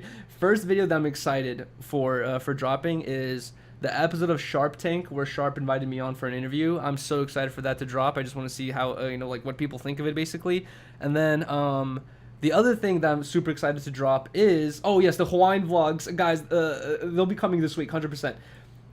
The other thing I'm excited to drop is AI Bargo stopped by the No Jumper warehouse, and we had House Phone, Potlord, Blasi, and me in his car for a freestyle. It was basically the whole Disconnected crew freestyle, and I'm super excited for that freestyle. I'm excited for you guys to see it because I think it's gonna be really funny. I think he might just be heading back to Atlanta now, so it might take a couple days or weeks for this video to come out, but I'm excited for that video to come out.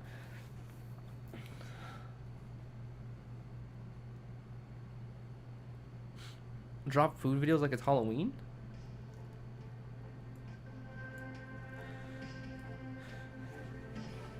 Yuri, get a fade? I don't think I have enough hair, man. I'm still waiting for my hair to grow out. What is the goal? Okay, so I did not really expect to have my hair shaved, and if you guys remember, I was telling you guys that I wanted to cut my hair low enough to get rid of whatever excess color I already had, and I wanted to re-dye my hair. But now that my hair is buzz cut, I'm waiting for it to regrow. Once it gets to a decent length, what do we do with it, guys? Do we re-dye my hair once again, or do I just fucking let it grow? The almighty W. Hawaii Vlog 2023 coming soon. No, Moose Man, it's coming this week, dude, I promise. Get dreads? I don't think that's possible for me. Shave it? I just fucking shaved it. Slip it on camera? What, you guys saw something? Oh god. Did you guys see my testes? You could paint dye it? Interesting. Let it grow. Long hair, don't care. I kind of agree with that one.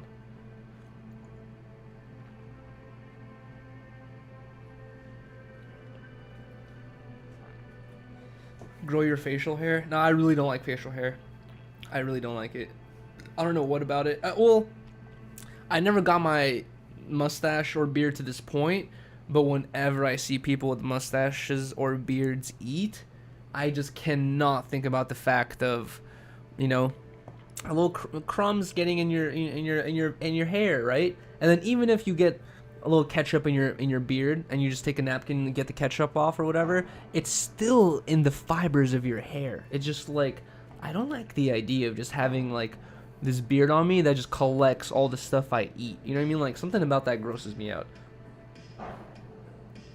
Join the mullet militia? I was a part of the mullet militia, Moose Man, a long time ago. For one day. It was kind of a terrible mullet, to be honest. Get an Edgar. You're a clean freak. I'm not a clean freak. Cleaned it after. But that's what I'm saying. If you're out all day, guys, if you're not home all day, if you're out all day working, whatever it is, you're not going to be able to like, just go to the sink and clean your beard every time. You just have a wet ass beard. It's like, I don't know, man. It's not for me. I couldn't do it. I have a beard. You need one too? You look like an essay with a short beard. And also my hair's hella patchy. I don't think it's going to grow anything even.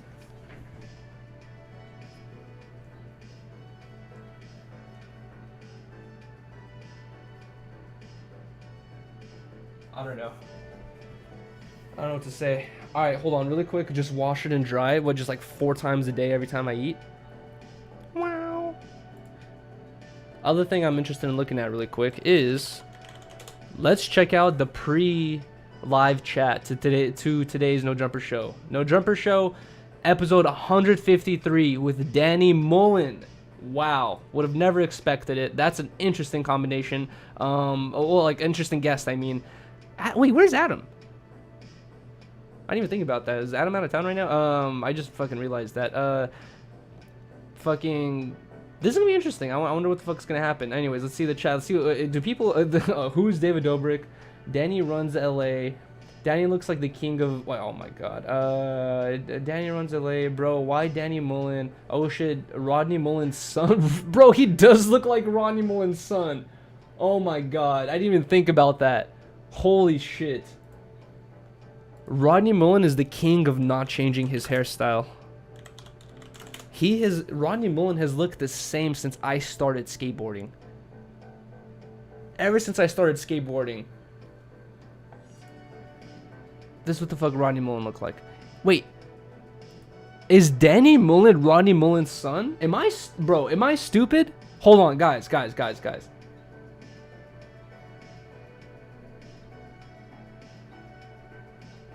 Is Danny Mullen Rodney Mullen's son? There's no way, right? That would be a point of conversation. They kind of look alike, though. I don't know, man. Dude, I don't know, man. Oh shit. They look so similar. Okay, well, let's see. Rodney Mullen's kids. Okay. He has no children. Wow.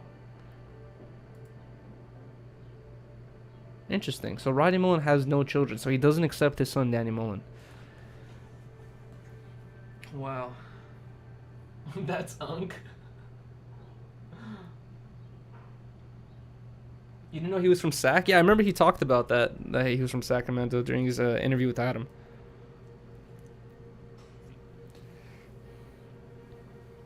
They're brothers? They're just 20 years apart? Condoms being banned? Holy shit.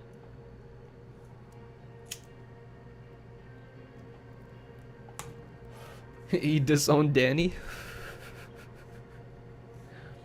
Rodney Mullen, Primo King. Bro, you guys want something crazy? Is I remember a long time ago I had a Russian cousin who was visiting America for a little bit, and he had no idea about skateboarding. And this is when I was already skateboarding for a couple years, and I introduced him to all my friends, and I showed him about skateboarding, and he was immediately interested, right? And he was like a wealthy cousin, I guess, or whatever. So he like instantly asked his parents. He's like, I want a skateboard or whatever. So they took him to a skate shop, bought him a skateboard. I remember he came to my apartment one day, and I was just like showing him videos. And I was just like, yo, dude, like, you think like my homies are pretty good at skateboarding? I'm like, yo, check out, Rodney Mullen, I forgot what I was showing him. Probably like, what the fuck is it called? Just one of the like the classic Rodney Mullen videos where he's just doing the fucking the table tricks or whatever constantly. And dude, I was showing it to him, and he was like, he couldn't believe it. He was like, bro, this is CGI. He's like, you're fucking with me here. He's like, this is movie magic. He's like, you can't do this. I'm like, bro, no, this is possible. Like, he could not believe I was trolling him. Dominic Porter dropped a bag $5 through Super Chat. Which vid did you versus Potload and Skate? Also, can you watch a My House sized dirty shopping cart prank vid? Oh my god, dude, really? I don't want to continue reacting to people's videos because it's like I'm just gonna skip through them. Thank you so much for the $5 donation, Dominic. Quintlo dropped a bag $5 through Super Chat. I just got this for free, so here you go. Thank you so much, Quenlo, for the $5 donation. I appreciate that so much, man. Thank you, dude. I appreciate that so much, dude. And also, I beat Paul Lauren Skate, and the video is in his sober stream. I think it's like in part 2 or part 3 or something like that. But it was a part of one of his sober stream parts. But anyways, I showed my Russian cousin Rodney Mullen skating, and this fool is just like, bro, he's like, this is CGI, man. He's like, you're 100% fucking with me. He's like, this isn't real. But he was mostly talking about the Primo slides on the tables and shit. He's like, bro, no, this can't be.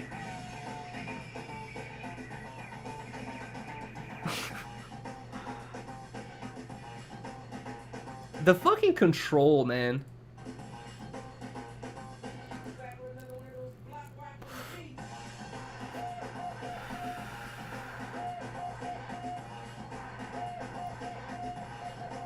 Like, can we... A lot of people think Rodney Mullen invented all the tricks. He invented a lot of them, but there's also, you know, there's other people who can be credited with learning inventing tricks as well. But I think it's almost like slightly fair to say that Rodney Mullen kind of like invented like a fucking whole ass sport, bro. Like, he went insane. Like, the shit that he was doing, like, bro. Like, he basically invented the whole sport of what the fuck's going on right now.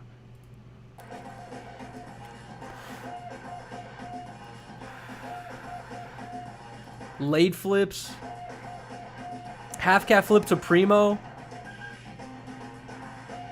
half cat flip under flip, bruh.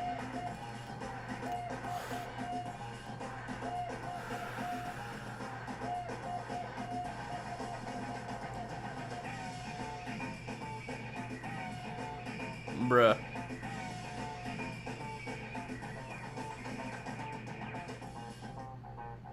I would just like to ask him, like, how many tries did it really take you for some of these tricks? Like, was he really sitting there, like, for hours crunching these out?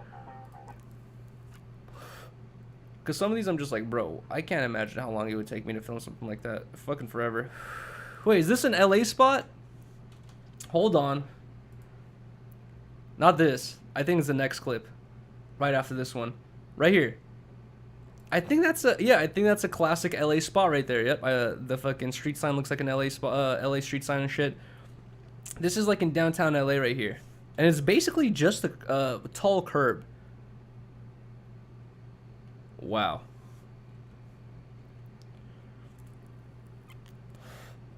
Wow. Rodney said on a recent podcast he skates every night for 6 hours minimum. That is amazing.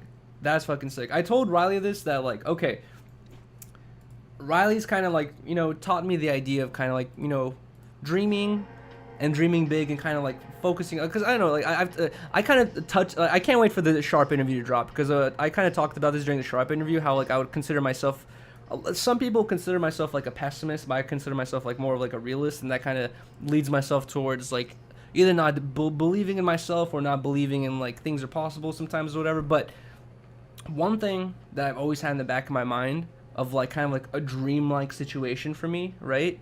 If I had enough money to like kind of fulfill one of my goals, bruh, I like living in apartments.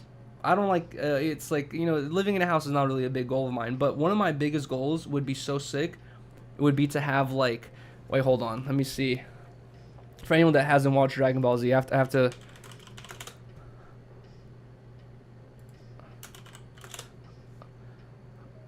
to bring up an image. Okay, so I would love to fucking create the Cell Games arena, like, in my backyard. Like, have something like this, a perfect fucking square that's, you know, like, maybe like a basketball, like the length of a basketball court, even longer probably, like, going both ways, and it's just, like, so I can skate there. Just, like, a little fucking square of, like, land with, like, it just looks beautiful. So it looks like some fucking monk palace, but that's just like my fucking skate spot. And then maybe, you know, like a tent on top in case it gets like really, really fucking hot or something like that. But this is like one of those like unrealistic dreams that I just like carry in my head. I'm like, bro, this would be fucking sick to have, you know, like a cell arena type, just like a cube that sits above land in your backyard where it's like, yo, that's where I skate for fucking 5 hours a day. I just practice kickflips there for however long. Not like a driveway. Okay, yeah, kind of like a driveway, but I'm saying like this would be like the immaculate version of a driveway. Like you just have this sitting square on top of land in your backyard, and you're just like, yep, that's right. I'll put a rail down or something like that, and I'll just skate there for hours. That's kind of sick in my opinion. That would be fucking cool to have. But who has that?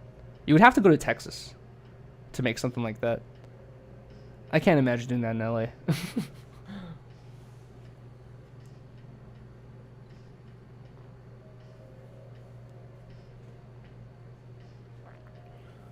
Is this Yuri? What do you mean? Why not an empty pool? I'm not a vert skater. That would be fun to like learn and like kind of practice on that. But me personally, I grew up skating. Like, okay, Paul Lord, when Paul Lord and I were playing, we're talking about playing the game of skate, Paul Lord was saying, he was like, oh, I grew up playing skate or whatever, right? And I did too. Like, where I grew up, Plummer Park or whatever, you guys can look it up. There's nothing to skate there. There used to be stuff, but there's nothing to skate there anymore. It's just a flat basketball court that me and my friends had. So me and my friends would go there, and we would hang out there like 8 hours a day, bro. We would hang out there all day, every day, just getting high, getting drunk, making jokes, roasting each other, getting in fights, you know, just sitting there doing nothing, basically. We had nothing else to do. And we would just skate flat, and we would play each other skate all day, every day. And basically, like, bro, I spent the first 10 years of my life just skating flat. So I had tons of fucking practice of just like, you know, like doing 10 kickflips in a row, then 10 heel, like, bro, I would do so much different shit of just skating flat. So I'm not as consistent as I used to be, but bro, I would spend so much time skating flat, and that was like the number one thing we would always do, is just fucking play skate against one another. One's in the chat to show if Gabe's the best mod ever. Shout out to fucking Gabe and Jazzy and bro. Dude, I don't want to say he's the best mod ever, because I mean the other mods are not as good. All the mods are fucking great, but Gabe and Jazzy have been a part of everything, and Giselle for a long ass fucking time, and they've been mods and helpful and just fucking supportive fucking people for the longest time, bro. Shout out to Man and Gabe, and shout out to Jazzy. Riley said she sent you pics. Oh, I saw. Oh my god, really, babe? How big is this dog gonna get? That's my question. This is what Riley sent me. It's adorable, yes, I agree. Cute as can be. Fucking, you know, eye-wateringly cute. You just want to hug this fool. But the responsibility of taking care of something like this, it's just like, oh my gosh. I say Riley needs a dog, to be honest. Riley needs a dog. Riley's at work all day. It's going to be me taking care of it. I was just texting Riley about this earlier today. Okay, here, I'll read you guys our text. I'll leak our text. Riley, oh my gosh. Riley sent me other pictures of dogs earlier today. Here, I'll show you guys the picture. I forgot the name of this dog, but she sent me like other pictures of dogs. This is a picture of the other one. It's kind of bright right now, so you guys, it's like overexposed a little bit, but either way, send me that picture of a dog. She said, "Can we?" with a crying face. I said, "Not right now, babe. We need to make sure we can take care of it. I don't want all the responsibility going on me since I'm home now. I want to be able to IRL stream without taking the dog every time." That's what I said. And it's just like, dude, I like the idea of being like, I want to go skate right now. Let's go IRL stream right now. And then we just grab our stuff and go. Bro, if we have a dog here, I'm going to be like, I have to take care of the dog. I can't leave the dog alone. I need to take the dog with me. I need to call someone to take care of the dog. And I'm just like, bruh, it's going to be such a big responsibility. I feel like it's going to weigh me down, dude. With more responsibility. And then she said, "That's not true. You can IRL stream without the dog." And then we got into the conversation about getting a dog that, you know, fits our needs, I guess. You don't want responsibility, just don't know that. No. That has nothing to do with it, man. Get a cage, my boy. Bro, I had a couple of friends, not all my friends had dogs like this, but I had a couple of friends of mine who had dogs, and they would tell me like, dude, I cannot leave my dog alone. Like, they would always have to either hit up a neighbor who can take care of their dog, or they would have to take the dog with them. They always had to make sure someone was with the dog, because they were like, dude, if we leave the dog alone, it will not stop crying, and the neighbors will start calling and complaining, saying your dog is crying, and like, basically the dog just whimpers and just like will keep going, like, you know, forever until you come home very loudly. And I had a couple of friends who had dogs like that, and I'm like, bro, if we get a dog like that where just like I cannot have 1 minute of alone time, bro, oh my god, that'd be crazy. A dog's a huge responsibility. Exactly, that's what I'm saying. It's a huge responsibility. I don't want to have a little puppy in here rolling up big fucking blunts, and everyone just like, why are you smoking in front of a 3-day-old puppy? And I'm just like, well, he can't be in the room by himself, and just like blowing smoke in his face and shit. I don't know. It's just, I want to be a responsible parent, I guess. Not all dogs are the same, but also I heard that a lot of dogs will take on the personality of their owners. You know what I mean? So if you're like a chill owner, I guess, or whatever, like they'll kind of get used to you or something like that. You do that with Luffy anyway, bro. Luffy's 30 years old in cat years. He's more than old enough, and he was smoking when we got him as a kid. He waltzed on in here with a cigarette in his mouth. Get him at a young age. You know you will love the dog, bro. I know I will love the dog. If we have a dog, Riley and I just came back from the Bay, and we were staying in, at her aunt's and grandma's house, and they have a brand new little puppy, and they have like this other dog or whatever. And bro, I was playing with them. I was having a good old time, and as I was like playing with them, playing fetch with them, and just like messing around with them. I was like, this is really cool, like to have them. But then I was thinking like, fine, got my hopes up. Oh my god, really, babe? I'm not super against the idea. It's just those dogs that you sent me, the reason why I haven't said anything yet is I'm wondering, like, are those the types of dogs that can be left alone in an apartment, maybe for 2-3 hours?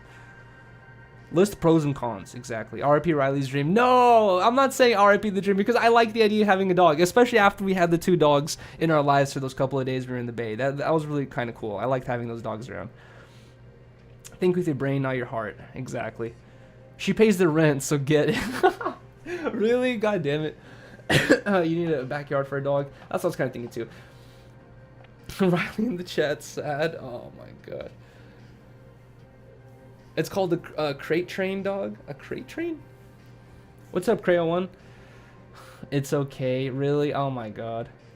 Okay, do we have any dog experts in the chat? Do we have any people who have like... actually, we don't even need dog experts. We have Google, bro. We have Google. Okay, let's see. Dogs perfect for apartments and being alone. Wow. Okay, that's literally one of the options. Dogs good for apartments and being alone. Here are some recommendations for 9 best home alone dog breeds. Oh wow, there's actually a lot, babe. I thought there would be few to many or few to none, but there's actually a lot. There's a Boston Terrier, a Lhasa Apso, a miniature Schnauzer, a Bull Mastiff, a Chow Chow, a Chinese Sharpie, a Akita, a Peekapoo. So we have an option of like at least 9 right here.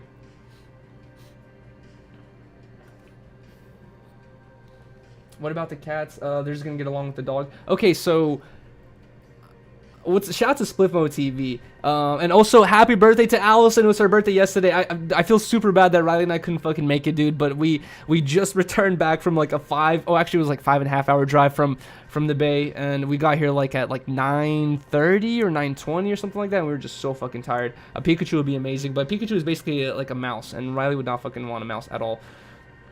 Token Allie bring Chippy everywhere, and Toke hates Chippy. He says he wants to give Chippy away every time we see him. He's like, bro, he's the most annoying dog ever. Toke, am I wrong? Am I wrong or am I right? We're basically discussing potentially getting a dog here. He's so well behaved. Bro, Toke has tried to give that dog away to me many times, and I've been halfway down a couple times. I do like Chippy. He really likes Chippy's drinking water. That's cap. Ali says, that not me. Wait, what? Oh, wow, really? Ali says you love the dog. You hate them, but love them. A Chihuahua? Hell no, bro. Hell no. Every time I think of Chihuahua, I just think of... It's okay, Sebastian, calm down. Bro, that's all I can think about. No. I wish I could squabble with my dog sometimes, on God. Bro, Swamp Dweller, I'm telling you, I don't even have a dog.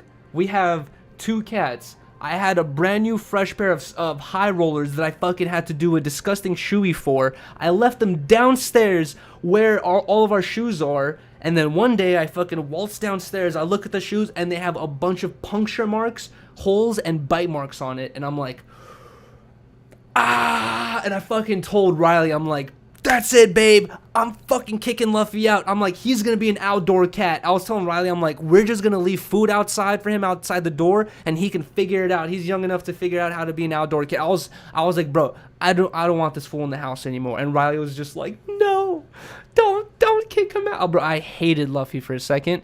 Now I'm, we're on good terms, I guess now. But bro, a dog would have destroyed my shoes, I feel like.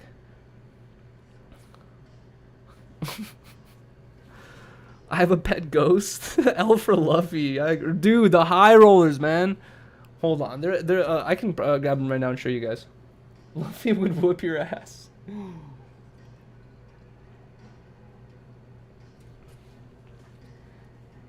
Just get a pit bull and just go all out. Fuck it, bro. No. The reason I want a dog. Okay. Pros and cons list. Should we make one? Let's do this. Let's make my own personal pros and cons list. Okay. Pros. 1. Alright, hold on. How can we adjust the font to make it larger? You guys can't even see. Hold on. There we go. Okay. Pros. Number 1. Number 1 pro of a dog, and this is speculative. I'm still not sure because but my original cat that I had since I was in 2nd grade, Whiskers, R.I.P. Whiskers, every night, well, he stopped doing it a little bit later on, but like for a long time, for years, bro, every night, no matter what time I went to sleep, 3 in the morning, 4 in the morning, 2 in the morning, 10 p.m., every time I fucking made my bed to go to sleep and I laid down, Whiskers would run up, jump, and fucking cuddle up under my arm. And every night Whiskers and I would fucking cuddle together and go to sleep, and it was the most amazing thing in the world. R.I.P. Whiskers. Riley and I got our cats, right? Lola was found in the streets of Compton. That's what the lady who we adopted her from told us. And she has, I'm not sure what happened to her at a young age, but like she's like incredibly anxious, bro. She like, she's used to Riley and I, but like the second we have a person over, Lola's gonna find the deepest hole she could find to hide in, and she will not leave until everyone's gone. You know what I mean? Like she has a super crazy anxiety. Luffy, he's very open. Where Luffy, he actually likes being with everyone and all that stuff. But the point I'm trying to get to is neither of them really fuck with me that much where they're like coming up to cuddle with me or any of that stuff. Like they don't give me any fucking love and affection. But Luffy loves the fuck out of Riley, right? So I'm thinking in my head, the pro of getting a dog is the dog can potentially actually like me.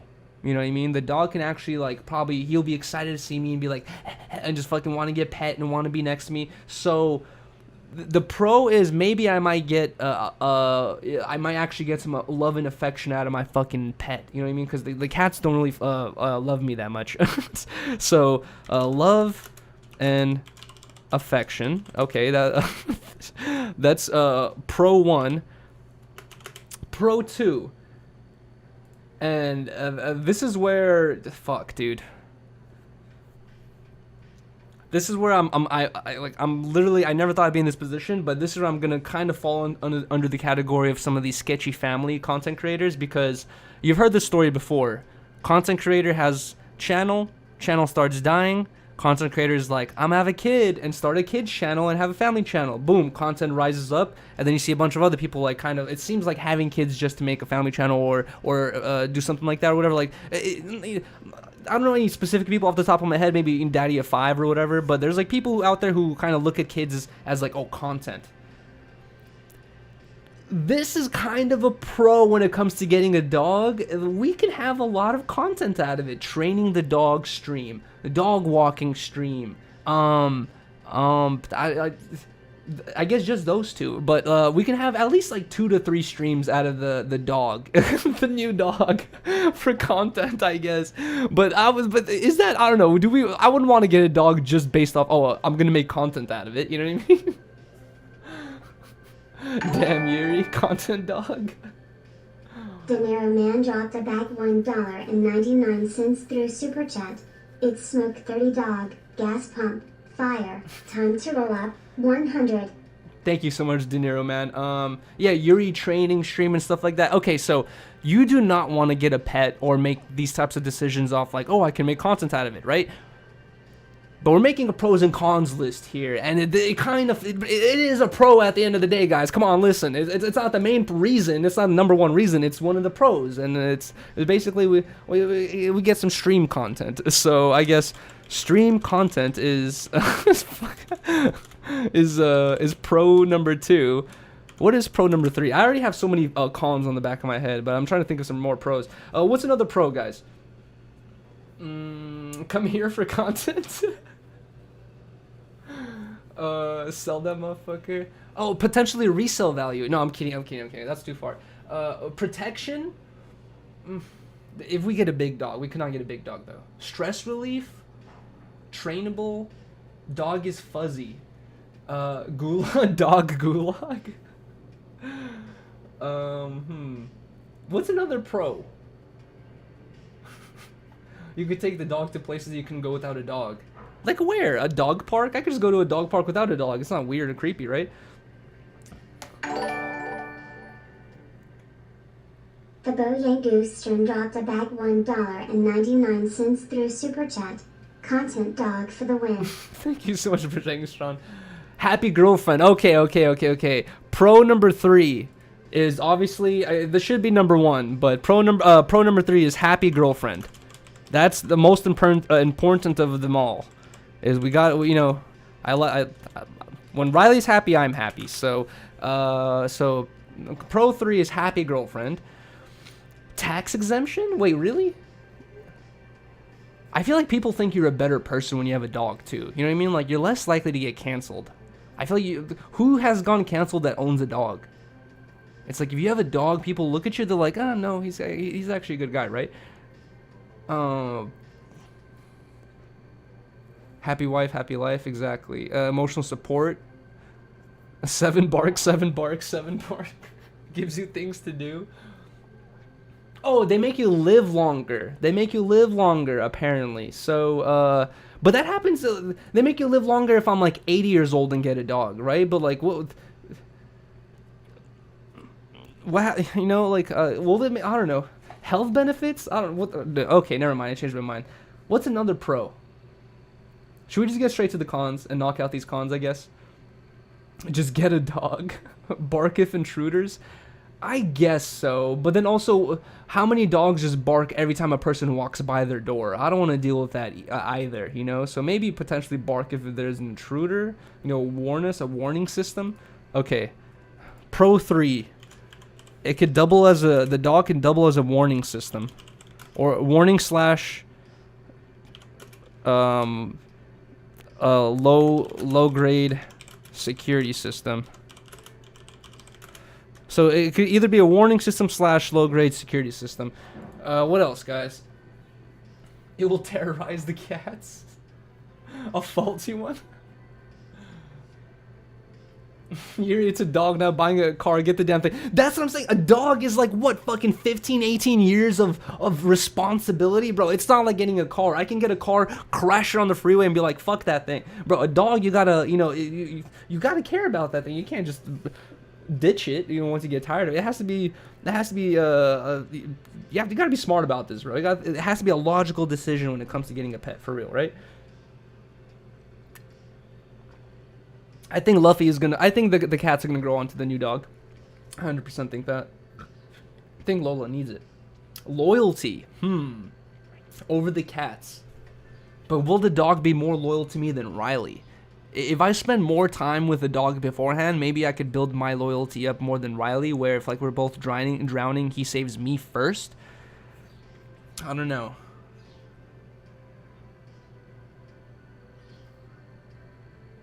You're a foreign whip crasher? Get a Shih Tzu? Good practice for parenting. Interesting, interesting. Good practice for parenting. I guess so, right?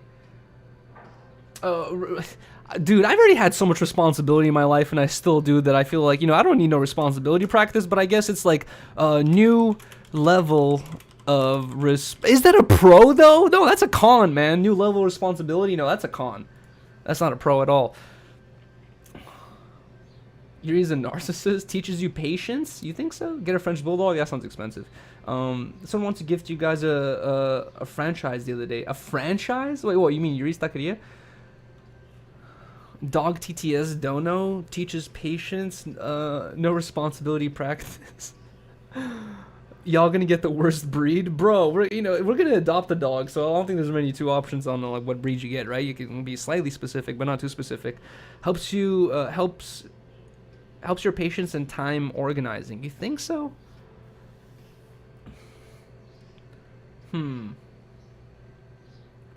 Dog periods are crazy. Oh my fucking god! I have seen a dog with diapers on before, and I was like, why does that dog have diapers? And they're like, oh, she's on her period. I'm like, oh, okay, never seen that before. A dog is man's best friend.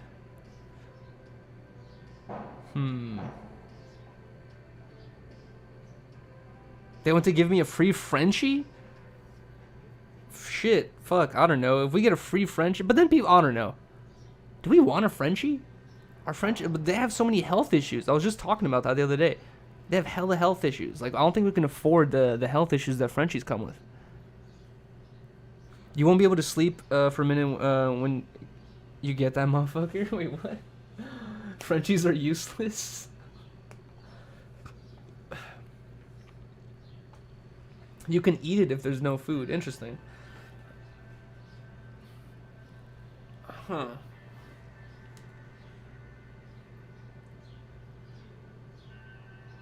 Asthma from the smoking? Yeah, probably that too, right? Okay, so we have 4 pros so far. Let's move on to the cons. Let's make a cons list. Okay, cons. 1. We have to teach it how to use the bathroom. It could, what's it called? Bathroom training. Bathroom, but that's not, that big of a con. It's like, that's just like a little hump or a hurdle you can get through. So it's not a big con. It's not a permanent con. We have to think of like permanent fucking things that are going to affect our lives. New level of responsibility. A new level of responsibility. Okay, new level of responsibility. What else? Fuck. Have to walk it. It can't use the bathroom indoors. You have to walk it. Have to walk it. Okay, 3. It'll be slightly more expensive. We're gonna have to buy dog food and stuff. Slightly more bills.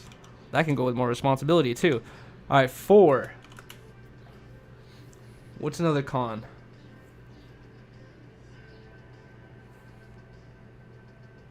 If it dies, you'll be sad. Oh yeah, another con is we're promising ourselves future sadness. You know when you get a dog, I don't want to talk about it, but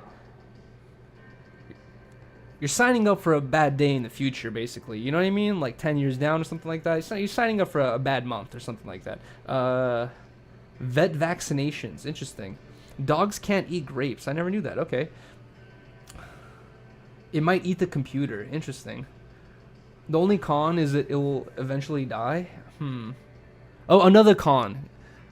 Sad girlfriend. Which we do not want. Okay. So we have 4 pros and 4 cons. Do we have any more cons you guys can think of? Gonna chew your high rollers. So that's not for sure. You know what I mean? Like, we could potentially train the dog not to do certain stuff, but some dogs don't learn. And I don't know. It's like everyone knows dogs are like cats. So they all have different personalities. So it's just like you got to make sure that you're getting the type of dog that you want, and you also you don't know what you're signing up for sometimes. No vacation. Oh, we have to make sure someone's taking care of it. My parents are probably not gonna want to take care of a dog. Need someone to watch it when we leave. Okay. We already have one more con than pro. I don't know. Invest in good dog training. Con, you gotta put aside money for vet visits. Like what? To like check up on the dog, see if it's doing fine? We could vacation with the dog, but like we would have to have someone to watch the dog. But that's such a big responsibility. Hey, could you take care of my dog for days? You know what I mean? That's a lot. That's a lot of fucking. That's a lot to ask for. You need pet insurance? Oh my god, bro. Get Riley a damn dog, Yuri. You spelled my name wrong. Check into my music, Yuri. Thank you, Kevin. Great, appreciate that, man. Plus 500 hospital bills. Okay. I don't know, man. Arch89 dropped a bag $1.99 through Super Chat. No more vacations with a dog. Thank you so much for that $2 donation. Pro, gain my respect from humanity. Okay, you know what? We'll just keep this list up. Maybe we'll think of some more stuff. It's not... We can't make a decision right now whether we get a dog or not. But like I said, we have to choose a dog that can fit... Okay, let me just say this. I guess, okay, I've been miswording myself this whole time. If Riley's still in here, let me explain myself clear. I feel like this is what I meant to say. I am down to get a dog. I am. But we have to make sure we get a dog that fits our lifestyle / requirements. You know what I mean? Like, the dog has to be able to spend at least 3 to 4 hours sometimes by itself at home in our 2-bedroom apartment, which is technically a 1-bedroom because we keep this door closed so the cats don't fuck with my stuff in here. We just have to get a dog that fits what works out for us. Which, like, when you're buying a dog, I guess that, you know, fitting requirements is easier, but when you're adopting a dog, I feel like it would just take longer. So I'm saying I'm down, but let's take our time finding one. Let's make sure we get a good one. Yuri makes excuses for everything. It's not an excuse. I'm just trying to explain myself. I'm down to get a dog. We just have to find one that fits what we can do. You know what I mean? Because I'm sure if we get a really young dog, I don't want to be smoking around. I want to wait till at least it gets, I don't know, like 18 years in puppy years or dog years or something like that. Like, so it would have to be on the outside of this door during the streams. And if it's fucking banging against the door the whole time, like, let me in, bro, I don't know. What would I have to do at that point? Call my neighbor, be like, yo, can you hold this for a second? Or 4 hours? Adopt, don't shop. Yes, I 100% agree with that. I would way rather adopt. Free Frenchie when ready. Oh my god. Frenchies, dude, don't get me wrong. I'm 100% down with the idea of having a Frenchie. It sounds like a cool dog to have, but that's an expensive dog to have. They have like an expensive diet. They have hospital bills. They have all these illnesses that they get later down the line or whatever. Like, bro, you're scared of commitment. No, I'm not scared of commitment, guys. I'm very careful with commitment. I'm very careful with the decisions. I try to be very careful with the decisions I make. I try to be.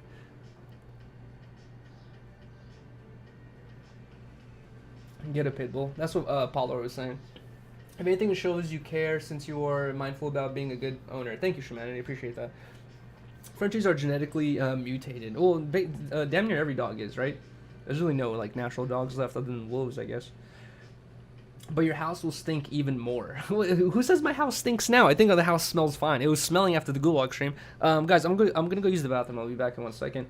You already stink, Yuri. No, I think our house actually smells pretty decent. Doesn't smell bad. All right, BRB.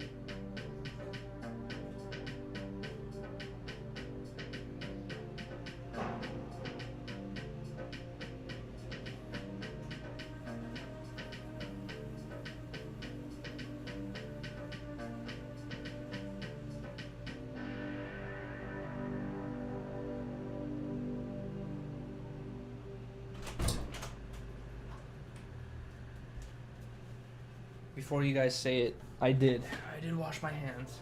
Get a ferret. Okay. Dude, I'm not against the idea of getting... Babe, are you still in the chat? What do you guys think about... Oh, what do you think about getting a turtle? Not a caged turtle. We let the turtle roam freely. It won't be able to go up or down the stairs. Fuck. Maybe we just keep the turtle on the first floor. Because I used to have a homie who had a turtle, and he in his apartment though, and his turtle would just walk around and he would just throw lettuce on the floor and that's it. And that was his pet. And he had this turtle for like 10 years, bro. This turtle just literally just walked around his apartment. He had no cage for it. I don't know where it pooped, but he literally just had a fucking turtle that walked around his apartment. And I was so excited to go to his house. It was like my neighbor's house. And every time I went there, I was like, bro, the fucking turtle. But they bite. The turtles stink, bro. Everything stinks, dude. Fuck it. All of life stinks, man. I'm willing to pull up with the stank of life. Get a real dog. They bite and smell a little, bro. Man, people smell too, dude. You guys ever smell a Russian? No, I'm kidding. Get a sugar glider. Dude, I would like a glider. That would be sick, but I think they need like a lot of attention.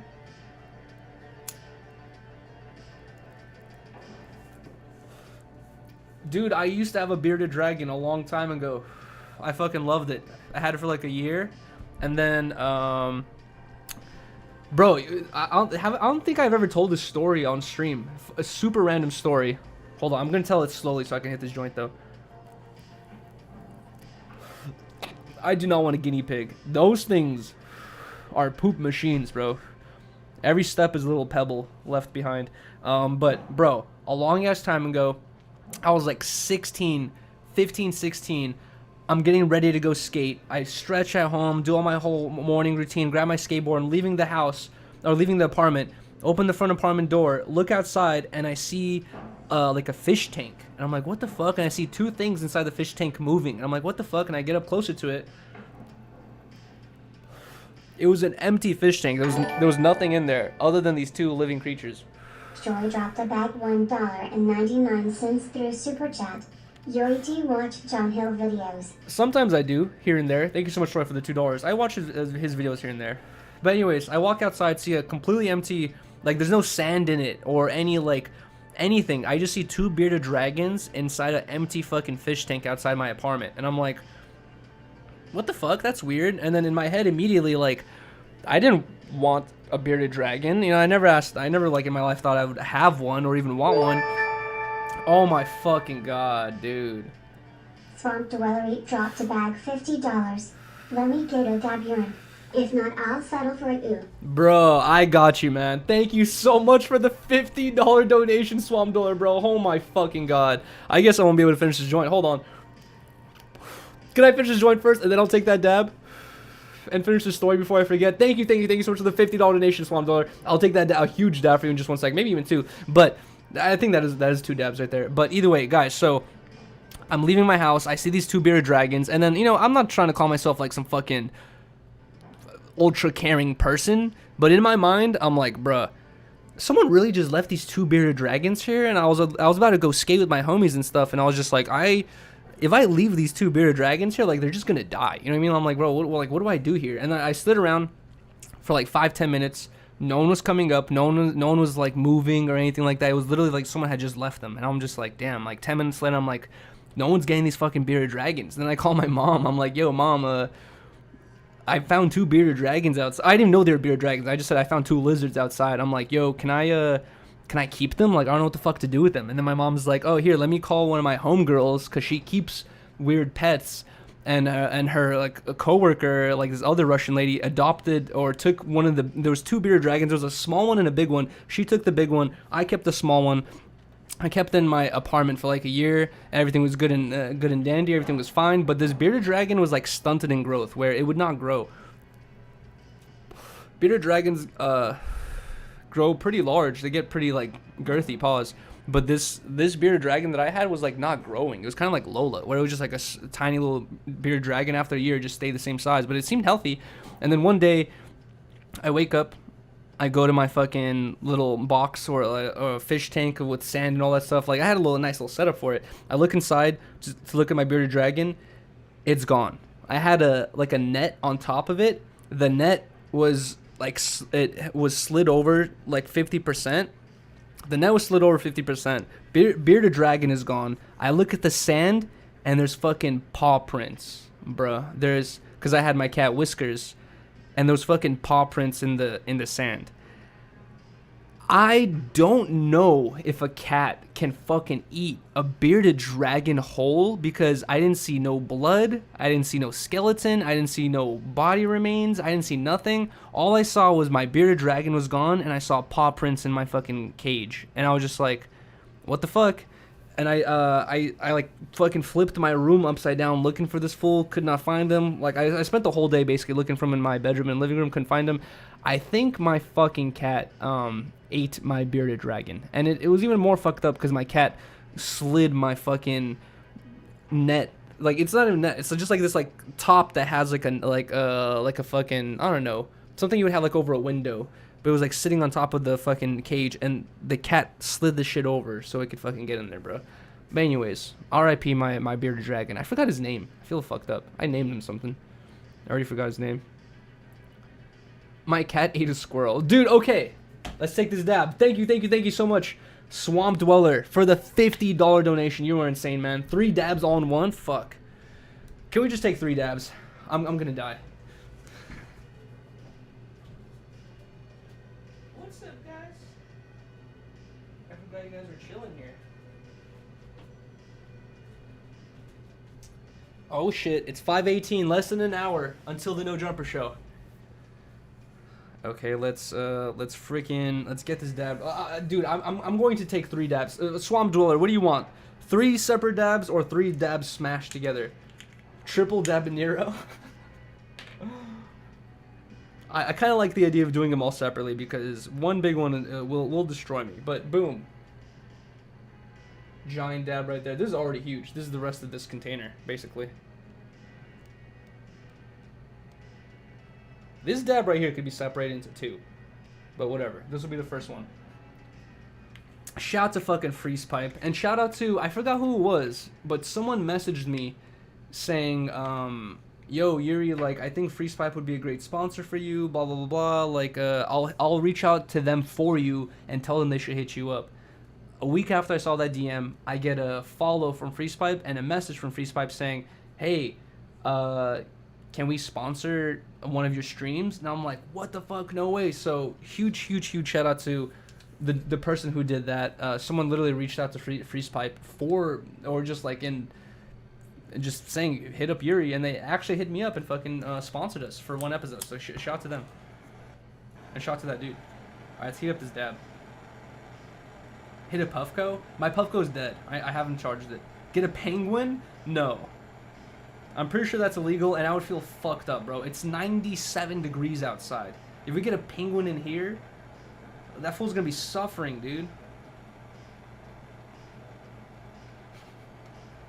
Wayfaring Entity, bro. Wayfaring Entity. I'm not sure if you were here, but Riley, a long time ago, No Jumper had a Freeze Pipe sponsorship, and they gave me one of these. Shout out to Josh. Josh gave me the Freeze Pipe that they got sponsored with, and I took it home, and I told Riley, I'm like, babe, when you pick up a Freeze Pipe, you can't pick it up by the top, because this happens.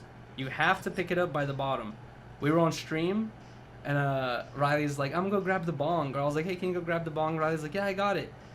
And then we didn't see it, but we just heard that sound, and then tsh, and basically she picked it up by the top and broke the bottom of the Freeze Pipe.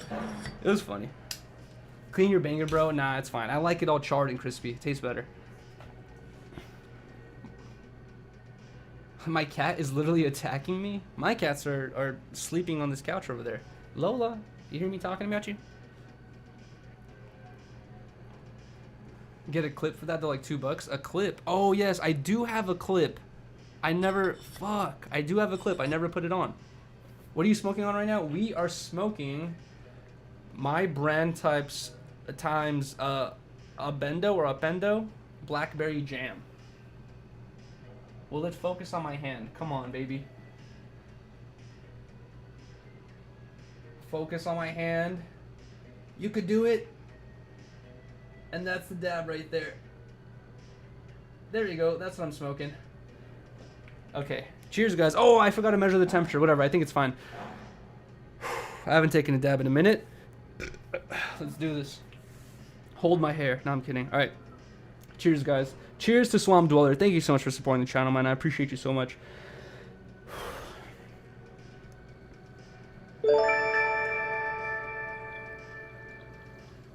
Third Eye High One Easy dropped a bag $2. Yo, tell house phone Jaleel said he'd possibly be down for an interview.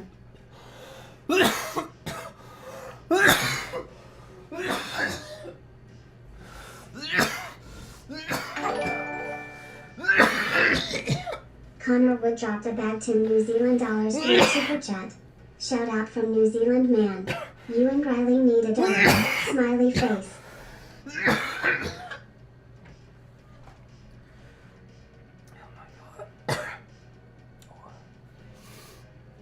I had to close the window. It immediately got so hot in here. Oh my fucking god. Ow! Hit my funny bone. Oh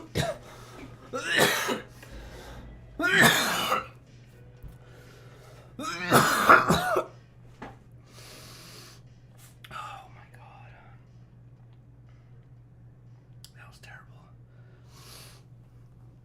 Hold on.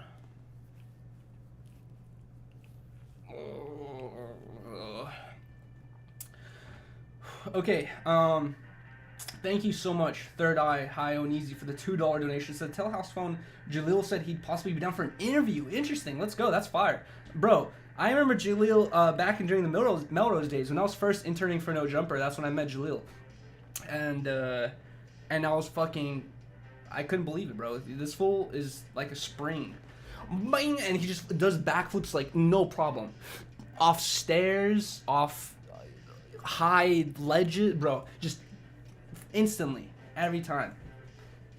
That fool's insane. Hold on, can I give? Because bro, I need a little bit of a break before I take another dab. That was it instantly made me start sweating like crazy. That hurt my lungs. But anything is possible with Shrek. Wait, what? What happened with Shrek?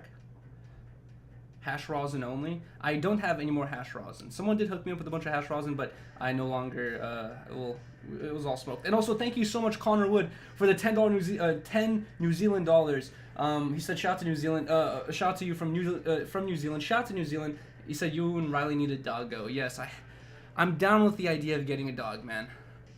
Dabs look brutal. Well, Giselle, to be honest, if I were to use this thing and measure the temperature specifically to like a certain temperature and also not take huge dabs, it would not be that bad. It's the fact that I'm taking it kind of hot, and then also I'm not really measuring how much I'm putting on to the dabber. I'm just kind of putting like, you know, a huge amount or whatever every time, and that's what kills me. Holy crap.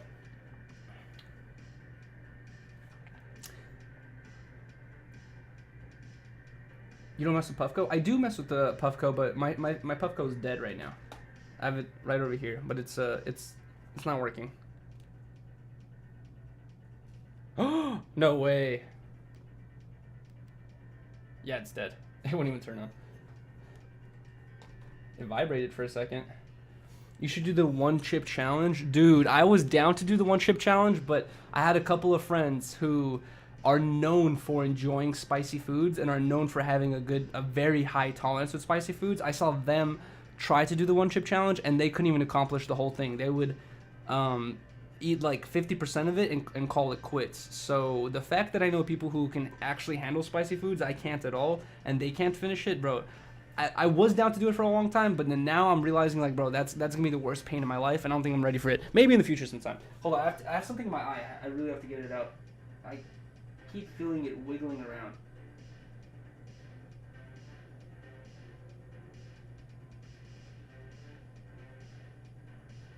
Jesus, it was a freaking eyelash. Every time I would blink my eyes, I could feel that thing moving. You have to do the whole thing. Fish and chips. Wait, what? Get it over with fast? Wait, what do you? Oh, the chip. I don't know, man. What like, dude? Yeah, I don't know. What could I do to make that chip not affect me the way it does? Okay, let's take another day. I already feel fucking slower and tired, bro. That dab already has an effect on me. Holy shit. I'm faded. Yuri, what chair is that? I don't remember, but I've said this before where when I was looking for a computer chair to do my streams in, I really did not want to get like a racing chair or something like this. Even though this chair, I would say, is more comfortable than the chair I have, the idea of getting like a bucket seat computer chair was just, it didn't make sense to me, because the design purpose of a bucket seat is for racing, is for when you're in a car and your body's moving around and the seat holds your body in place, right? I don't know who started this trend, but this trend of turning computer chairs into these like bucket seat racing car chairs or like seats is like, it doesn't make sense to me. You know what I mean? And when I was looking for a fucking chair, I specifically looked up office chair. I like, a lot of people will look up like computer chair or gaming chair or whatever. I specifically looked up fucking office chair. So this office chair is fucking hella fire. And then also it does this. It goes all the way back. Super fire, super comfy. These things are adjustable. They go back and forward, and you can like just unscrew them and take them off completely. But this is the best. You're a Karen.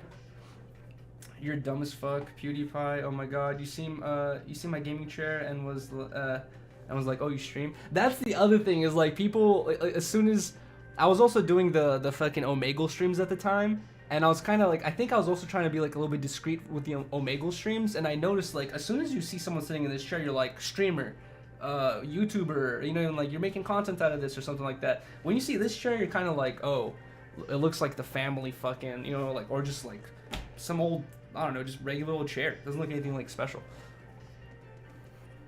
We know what that's for. Bo just got a sex swing at this point.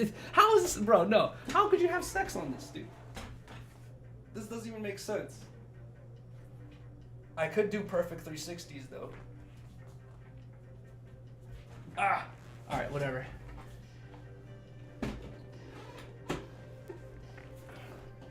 Internet AJ needs to do a video on Yuri? No, man. If Internet AJ does a video on me, that means I'm falling off. He does the, like, how, like, the fall off videos. No, man. No. Come on. I don't want a fall off video, dude.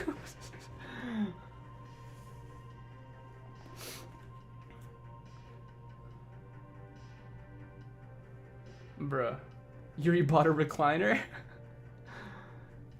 I have to admit, it was the PewDiePie thing, where PewDiePie was flexing his chair, how it can go all the way back. And when I first bought this chair, I was still living with my parents, and at this time I was up till like 3-4 in the morning editing videos every day. And there was a lot of nights I would fall asleep in my chair. And the original chair I had before this was fucking uncomfortable, and it was broken as fuck. And actually at one point the back completely broke off, and it was just like the seating area with these arms, so it was super uncomfy. But once I saw the PewDiePie had that chair that goes all the way back, I was like, bruh. I was like, this makes sleeping in my computer chair way more comfy. Or it wouldn't even be sleeping. It would be like, I'll be up at 3 in the morning editing, and I would have to export. And then after exporting, I would have to compress the video. And then after compressing, I have to upload, which every time is like a 10 to 20 minute waiting process. And during those 10 to 20 minutes, I would just be like catching a quick little snooze. And sometimes just falling asleep and waking up in the morning. We need Yuri and his dad Q&A stream. The Blumkin chair, casting couch, really? You're run a friendly fade with PewDiePie? Bro, PewDiePie is like 7 feet tall. I might not even be able to land a punch. His reach is probably longer than mine. Pause. But can you do this? Bro. That's around the time I started watching PewDiePie and then also stopped.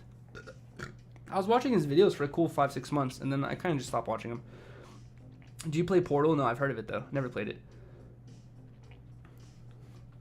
We're proud of you. Thank you, Rixie. I appreciate that. Okay, let's take this other dab. Enough stalling. Let's find more wax. What else do we have here to smoke on? Okay, we've had this. His new Japan vlogs are tight. Okay, I'm down to check this. The thumbnails have been enticing. This wax. Huge shout out to... Fuck, actually I don't even remember who gave this to me.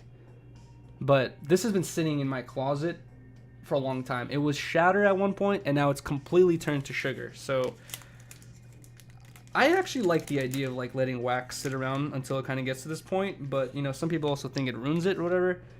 Let's try this shit out. A nose dab? Fuck no, dude.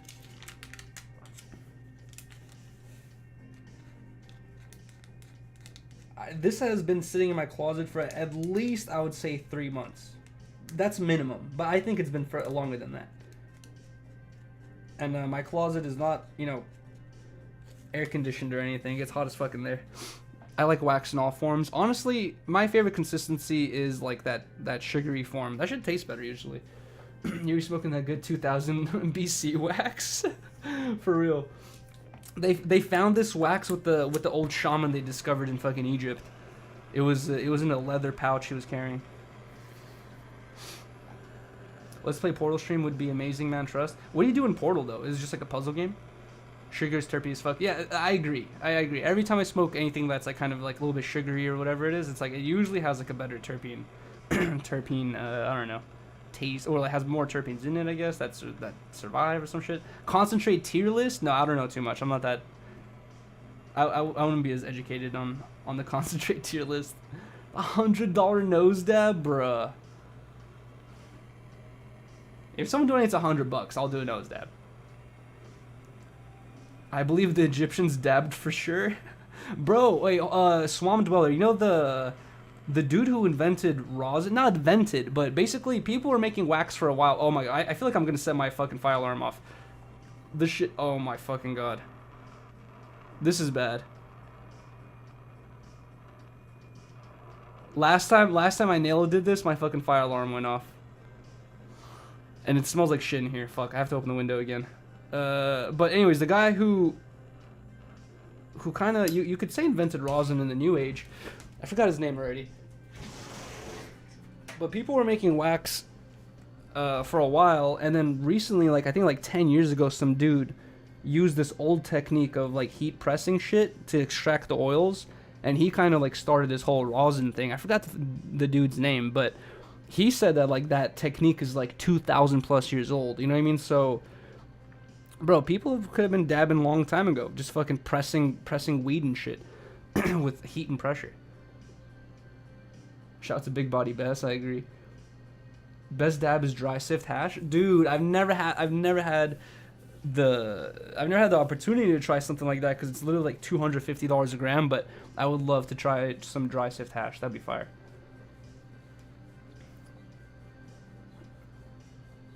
I mess with the live rosins heavy. Yeah, they're super popular right now, and they're like the healthiest way to dab, I would say. Diamonds are gross. Why would you say that? When I get rich, I want to buy you some Yuri. I promise. Thank you, so I appreciate that. All right, cheers, guys. It's probably still hot, but let's go for it. Dab number 2. I do not listen to Jack Harlow. Riley does though.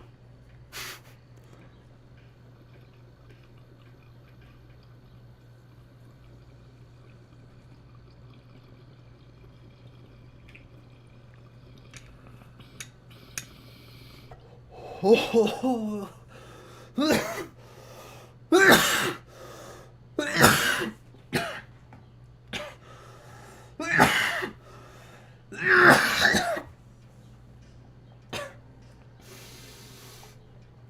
I always try not to cough, but it's hard.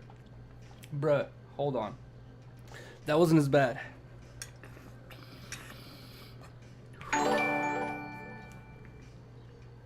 Notorious Tito dropped a bag $2 through Super Chat. Do you keep wax in a mini fridge or room temperature? Room temperature.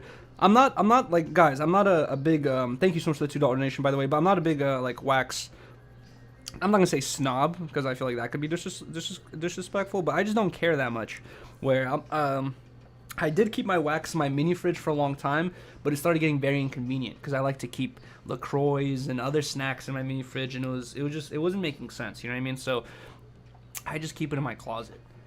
Not that big of a deal to me. I know it's gonna degrade and the terpenes are gonna die and all this stuff is gonna happen, but whatever. A wise man once told me, if you ain't choking, you ain't smoking.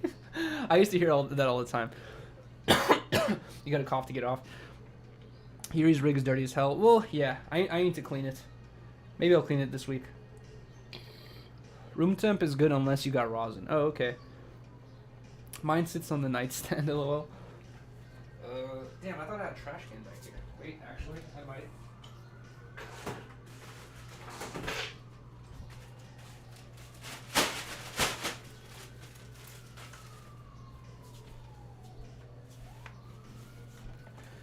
Who else be dabbing from the office? No one there dabs on a consistent basis, but when I would bring my rigs to the office, or I would bring dabs to the office, the only people who would really join me to dab is Josh, and that's about it. Just Josh, I would say.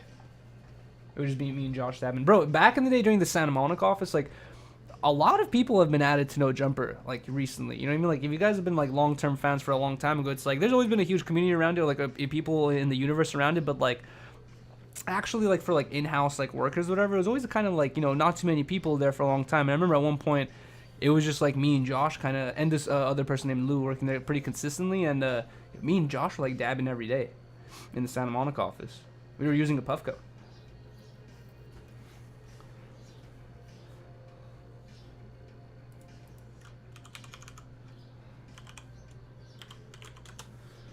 If you could host your own podcast on Jumper, would you? Who would your co-host be? Don't just name Disconnected. I don't know, man. I don't even know what my fucking podcast would be. It's like No Jumper is about a certain type of, like, you know, culture and rap culture and hip hop culture where, like, I don't know what I would bring to the table that would make sense. Skateboarding stuff, maybe? I don't know. Josh looked like he used to be in the office off Triple C's. I don't know what Triple C's are. I've been watching since Roseman Alfredo. Roseman looks very different now. You can find him on Instagram, and he has like a whole ass beard now and everything. I'm Puffco broke, and now I'm using this Luca brand that's really dope. Okay. Oh, you're Puffco broke? Swamp Dweller. Apparently, this dude... Well, actually, yo, Spliff Mode, are you still in the chat? I've been meaning to ask you this question as well. But, if Spliff Mode doesn't want it, you can fucking have it, dude. But this dude has been hitting me up, and I'm sure he'd be more than happy if you had it as well. But this dude has been hitting me up. I forgot his name on Instagram. It's something tattoos. But he's actually the one who gave me this Puffco. And this dude gave me this... He gave me 3 Puffcos. And he said, yo, keep one for yourself. Give one to House Phone, give one to Blasi. I gave one to Blasi. Blasi said he broke it the same day. I wanted to give one to House Phone. House Phone said he didn't want it, so I gave it to my dad for Christmas or whatever. And my dad said he really enjoys it and stuff like that. But the same guy hit me up recently. He's like, yo, I have 2 more Puffcos for you if you want them. He's like, can you give one to Spliff Mode? Like, see if Toke wants it or whatever. So I'm not sure Toke likes to dab, to be honest. I've never seen Toke take a dab or talk about taking dabs. But if Toke doesn't want it, you're more than welcome to have it. And honestly, if I end up getting one or whatever, like you could just have that one because mine still works fine. I would just give you mine.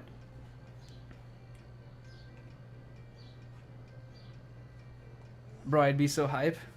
The only thing is, like, how would I send it? Oh, you could send that through the mail, right? No, it's just like a electronic device. No one's gonna care, right? You just have to package it well. Rock Spoon said, I'll take one, LOL. Your dad uses dabs. I gave it to him, and then he told me he wasn't really using it, but then I heard recently he tried it out and he kind of liked it.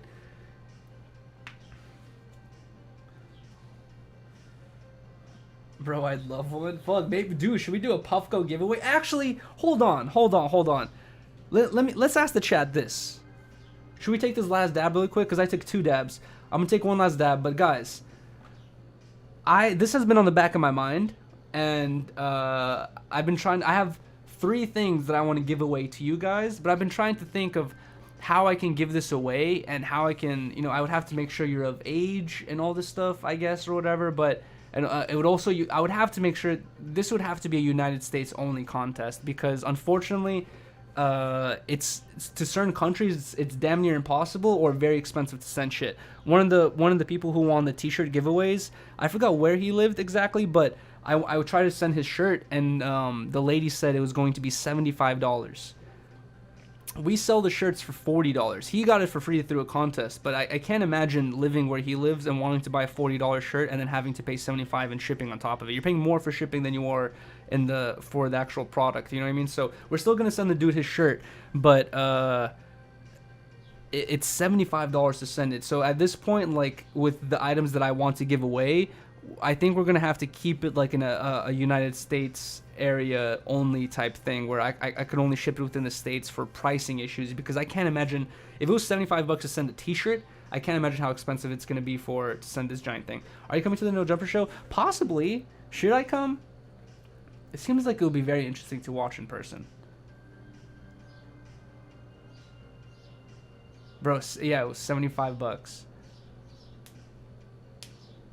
Go to a No Jumper show, but then I would just be sitting there on the side, or we could react to it on, while we're on stream as well a little bit. I don't know. Could I go? Should I go? IRL stream? No, it wouldn't be an IRL stream. I'll save the spliff. Oh my gosh.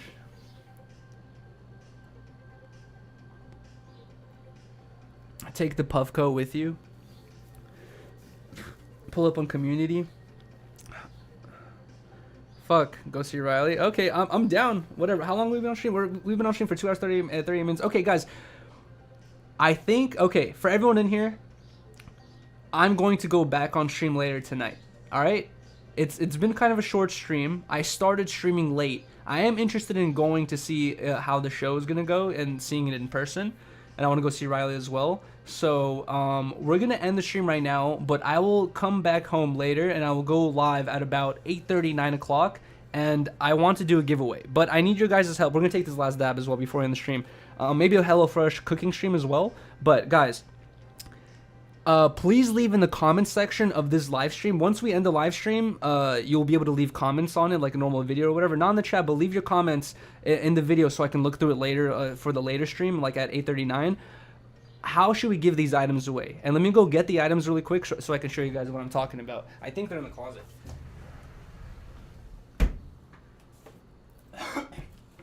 Let's start from smallest to biggest.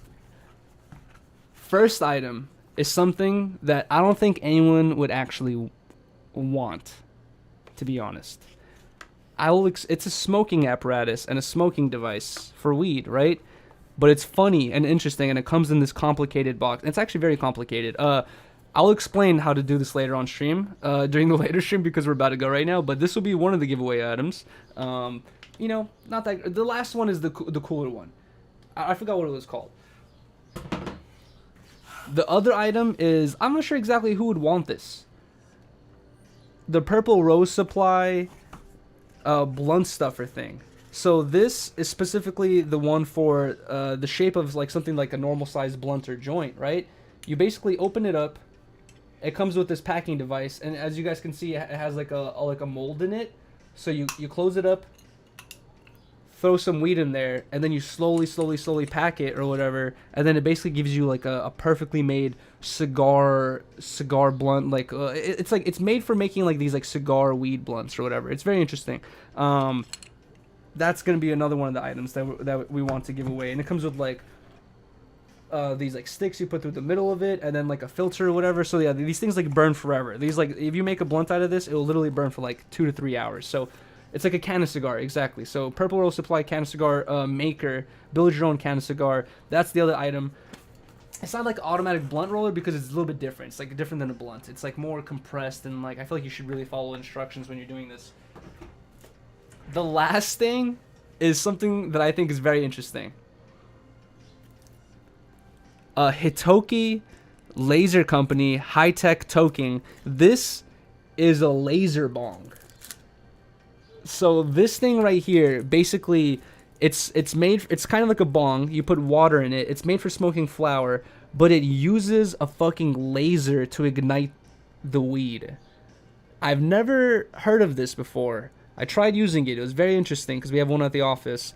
This will be one of the giveaway items because I have it completely packaged here. I haven't even opened it yet, right? I'm not going to use this thing. I like smoking spliffs, so I don't need this thing, right?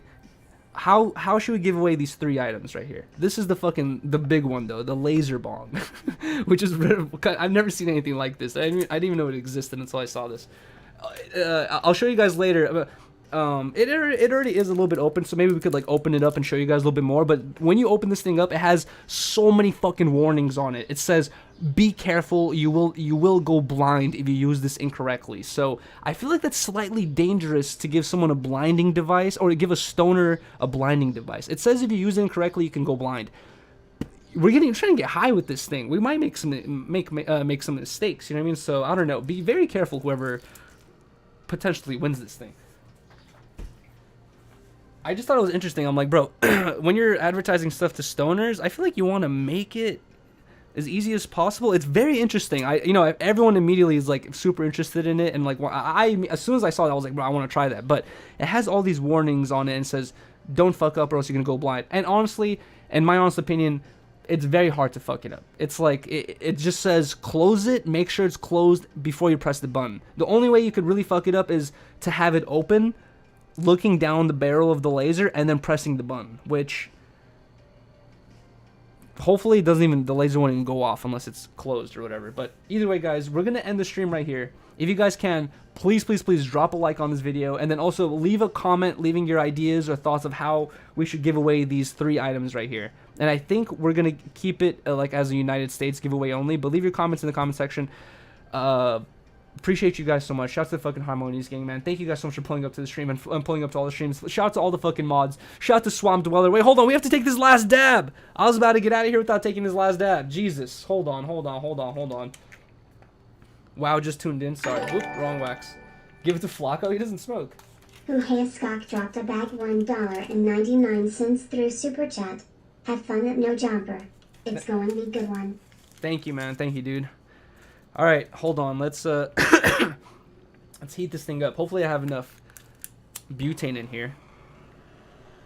It might start smoking again. R.I.P. Shout out to everyone. Yes, shout out to fucking everyone. We're gonna end the stream as soon as I finish taking this dab. And I was heating up there. I wasn't even heating up the nail right now. Jesus. Do a twisty dab? What's a twisty dab? Use it on stream. The laser bong. I would want to give it away brand new. You know what I mean? Like unused to whoever gets it. Shout out to the Harmonious chat. Facts. Anytime you're on Flacco, blow smoke in his face. That's incredibly disrespectful and kind of fucked up to a person who chooses to be sober by choice. See everyone in the Tuesday show. Facts. Guys, I'll see you guys in the chat. I'll definitely have my phone out, and I'll see you guys in the chat during the No Jumper show, which will be starting in 10 minutes. And hold on, let's take this dab. We're ending the stream and we're heading out of here. Cheers, guys. Shout out to Swamp Dweller. This is gonna be a fucking hot one. Alright, cheers.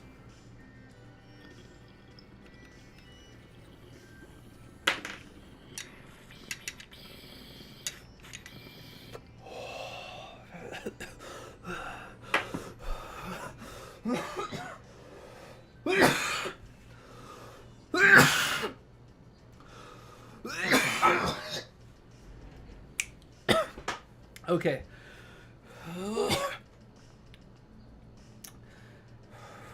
Okay. All right. Shout out to you guys. I'll see you guys later tonight at 8:30, 9 o'clock. Shout out to you guys.